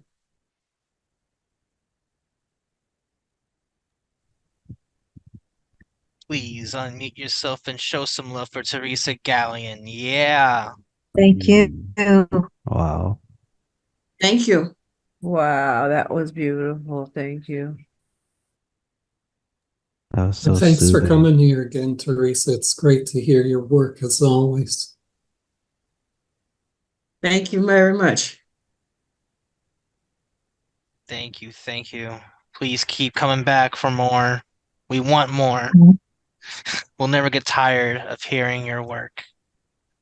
With that said, one more time, thank you, Theresa, for that. You. Going down, let's see here. I'm looking at my list. I'm looking at my audience here. Looks like we're missing one here. So now we're down to two. We're down to two poets. On deck, we got John Bruder, but stepping up to the plate now, please give it up for Dr. Faizan. Please unmute yourself. Take it away. All right. Thanks so much, you guys. It's been a magical night. All right. So I got a couple of poems for you. Yeah. So this first one is just called A Poem Without a Body. She wasn't herself. When she fell in love with him, she was manic and wrote him love letters to tattoo on her skin.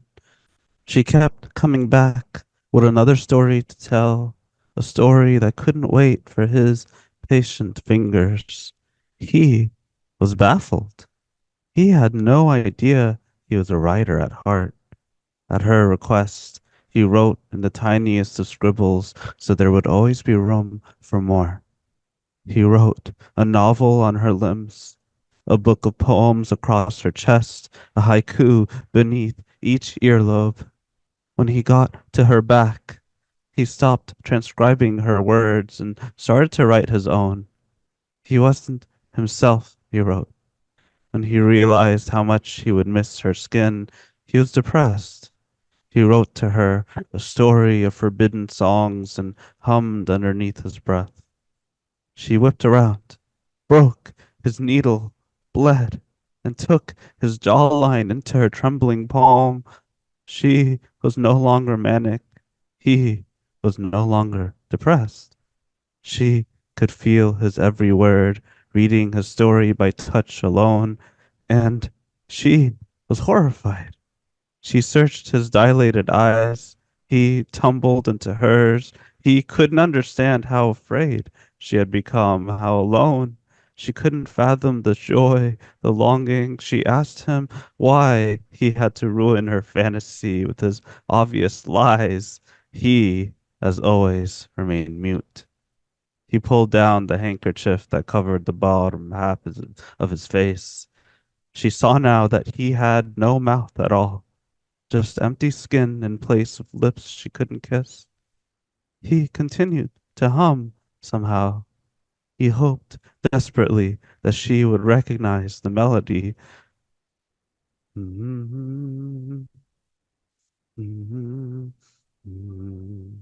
She did. But she said she's sorry, she doesn't know that song. She had to go. Blood trickled down her back. He wanted to tell her his story wasn't finished. Didn't she want to know how it ends? He put pressure on the wound with his handkerchief. His touch spoke volumes. She did want to know, but she couldn't answer him. She understood his song all too well. She hummed it all the way home. All she could tell him was that she would come back. She didn't. She wrote to him about a wound that became a mouth. His every word disappeared.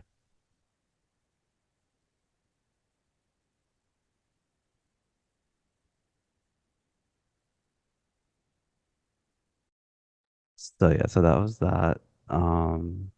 And okay, and here's a more recent piece from April. Yeah, it's called The Mask of You. Anywhere and anything is better than nothing and nowhere and know how on a soft beachside seashell cottage whittling away my hermitude until my hair is longer than a river of dreams. I can't wait for the escape of all that you do. I can't abate the greatness of our solitude. My greatest gift to give is silence, so I offer in abundance the rapture of this quiet gospel, poured out the beak of a nightingale, inside whose belly I curl into every day of my sad life.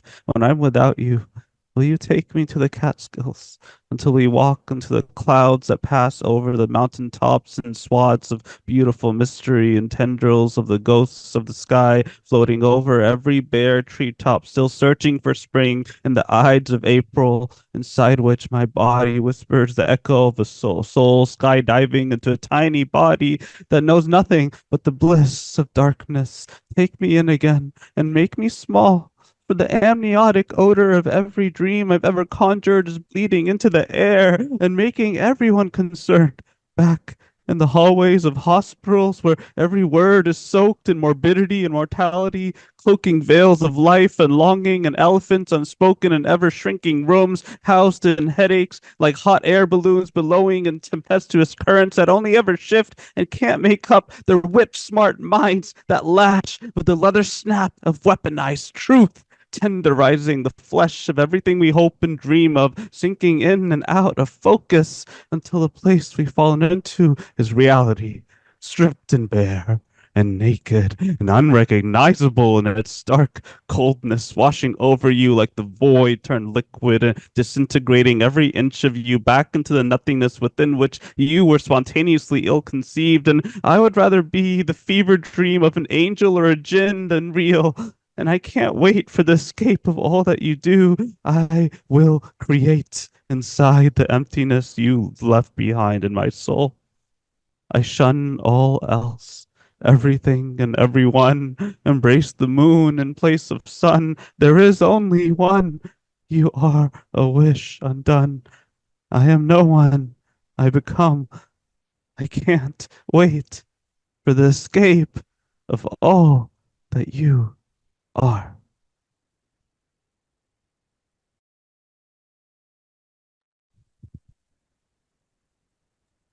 Wow. Everybody, Yes. unmute yourselves and show some love for Dr. Faizan. That was awesome. Wow. Thank Damn. you. You are Doc. truly a word doctor. Oh, I love that. Very well said. A All word night long. doctor indeed. Yeah, so intense. So intense. You really embody the work too with your voice. That's the one thing about the spoken word. I always try to emphasize it, how physical it is, that you don't speak with just your lips and your tongue and your vocal cords. The word, it comes off your whole body, and then that metaphysical part of yourself too. And that was really supercharged in those pieces you read. Absolutely. I love how you delved into the metaphysical aspect of the performance there, Paul, because that was well articulated. There's something about parlaying that rawness, that authenticity with the material that you are, with the message that you're parlaying to the audience. It does add that extra layer to the piece. It just gives it an extra umph. And with that said, I second what Paul said. Thank you for putting that extra umph into your work there. Yeah, one but thing that's about you, one other note about your voice is I sort of get, Frogg Corpse has this very distinctive use of the voice too, and one of the qualities of his voice is there's a kind of interiority of it, right? It's almost like this voice that's you hear in your own brain. I mean, you are, but it's almost like it's being spoken with inside you. And that's just an amazing effect to be able to create. And like a lot of the artists here, there's this combination of vulnerability and artistry that comes together. And then there's your skill and your profession. So your insight, your foresight, and your self-reflection merge. and there's like this mystery involved in receiving your work, because you're not, you're both being vulnerable and you're being reflective and you're being insightful, and they all come together. So I would keep, I'd keep on that path until, it's all about leaving a body of work. That's how I look at it personally. Mm-hmm. I really appreciate you guys. Thank you so much. Sure. We appreciate you for stepping up to the plate and doing your thing. Before we go to our last poet, one more time, give Dr. Faizan a round of applause. Yes. Also, Sorry, by the way, it's Dr. Faizan. Faizan? Sorry. Yeah. Faizan. It's all good. Okay. I stand corrected. I'm going to remember this from now on, Dr. Okay. Before we close up, Phase on, just like phaser on. Think of Star Trek. That's a great way to think of it. Faizan. All right. I love that. There it is. All right. Thank you for that. GC, and thank you, Dr. Faizan. Just don't set it to kill. All right. Before we go to our last poet, I just want to remind y'all that, again, events like tonight, like the Slam Jam, like Party Artists, these won't be possible without our community, without awesome artists like you. So we thank you. And with that said, if you enjoying what you're seeing here, please tip us, because every little bit goes a long way. With that said, we got Cash App and PayPal info plastered in the meeting chat, so you can get a load of that. And the next Open Minds community events will be tomorrow, the Slam Jam, 3 p.m. Eastern Standard Time. In this very Zoom room, we're going to have Billy Tuggle step up as special guest coach. That's a can't miss episode. So hope we'll see all y'all there tomorrow here in this chat room. And with that said, we got one more poet. Please give it up for John Bruder. Unmute and take it away. Thank you, thank you. So I got 3 for you here. This one's called Forget Me Not. I suppose you could call it a bid for connection. I'm eyeing some time with the ties that bind. It's not like the knot couldn't fray as they tighten, an eternal lament that we ended up this way. Something new misconstrued, feeding doom where there should be another design. Take a ride that's unkind with a plan. We shouldn't have to decide. I'm sorry it came to this. I miss your touch and I miss your kiss. Fallen away from what once was bliss. I long to be strong and one more chance with this. So forget me not, because we can be more than we've been. We'll see if my voice holds out for the next 2. Pollen is not my friend. All right, this one's called Ruminations. The silence is deafening, deaf ears for the messaging. I'm not sure how to feel. It reveals I'm a specimen. A sample, a test case, a compilation of mistakes, of missteps to last breaths assuring me I'm a head case. Like privilege you've given, then taken away, enshrined and shackled by the games that we played. How long till you notice what has faded away? What could have been, should have been, what got in the way, the thing that stood as an obstacle, a monument to the pain, a salve of a balm for the wounds in your brain, or a trick of the mind to bring you solace again. You should know this the moment you entered my world, some things came into focus, others snapped out of the frame. But regardless of the outcome, my soul is tattooed with your name. And then this one's called Portal to the Past. Pieces of puzzles scattered all over the floor. Childhood memories painting pictures of more. A funny thing happens when the years have been kind. You make peace with an enemy, giving sight to the blind. I can hear the laughter, but I know what it disguises. I can see the smiles, but I know what real life is. There's a token carried in your pocket, a totem you built in your mind, scrawled with the etchings from a wounded prophet who profits from the days of old. To see you, to see through, to be what consumes you. We can hold back from the true path like a nomad nursing an ice pack. The stained glass can be a way back like puzzle pieces that reflect the defects in designs on the floor. And I believe that's all I got for you. Thanks, everybody. Everybody unmute yourselves and give it up for John. Yeah. Beautiful, John. It's heartbreaking. John, are you new? Are you Question, new John, here? is this your first time on Open Minds? It is. All right. Jeff and I have actually known each other for a very long time, and he hit me up with some short notice as I was putting my kids to bed, and I grabbed the notebook and just read what was on the first filled out pages. Yeah, John is like one of the most beautiful people you could ever meet in your life.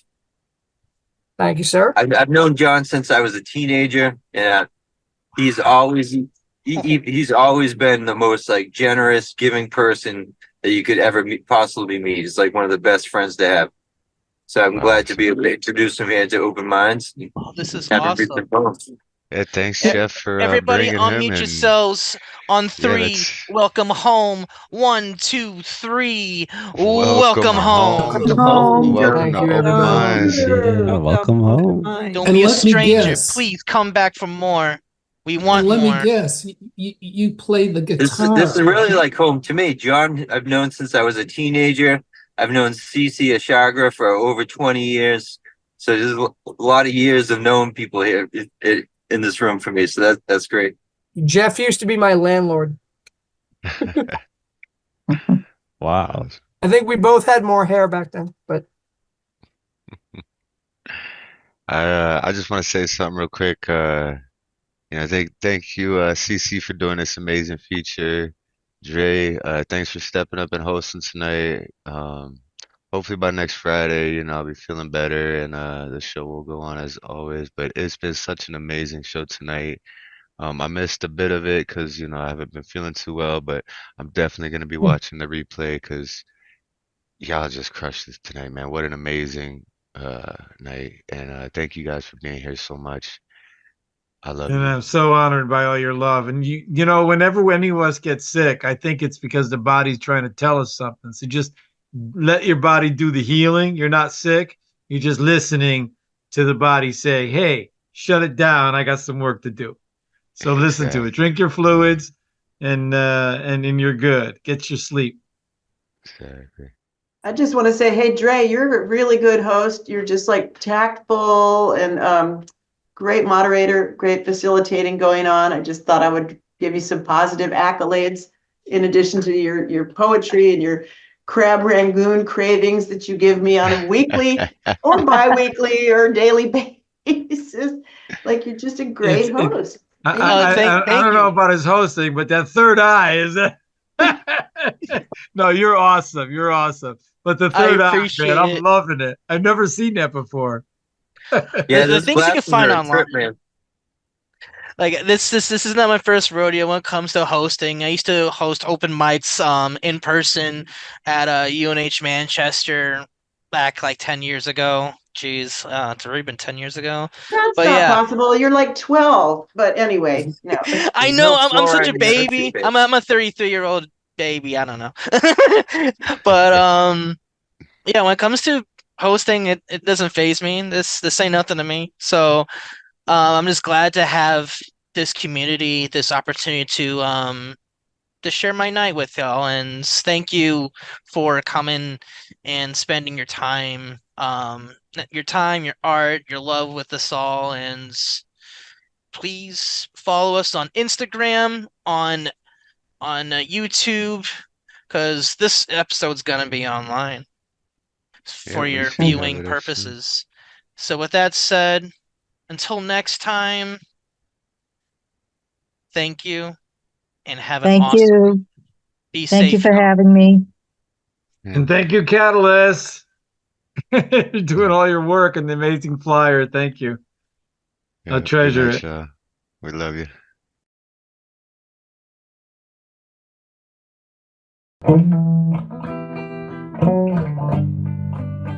I love you, oh loves. Do you have those? Do you wanna share them with me? I love you, oh loves. Oh, do you have those? I'd like to share mine with you. Can we?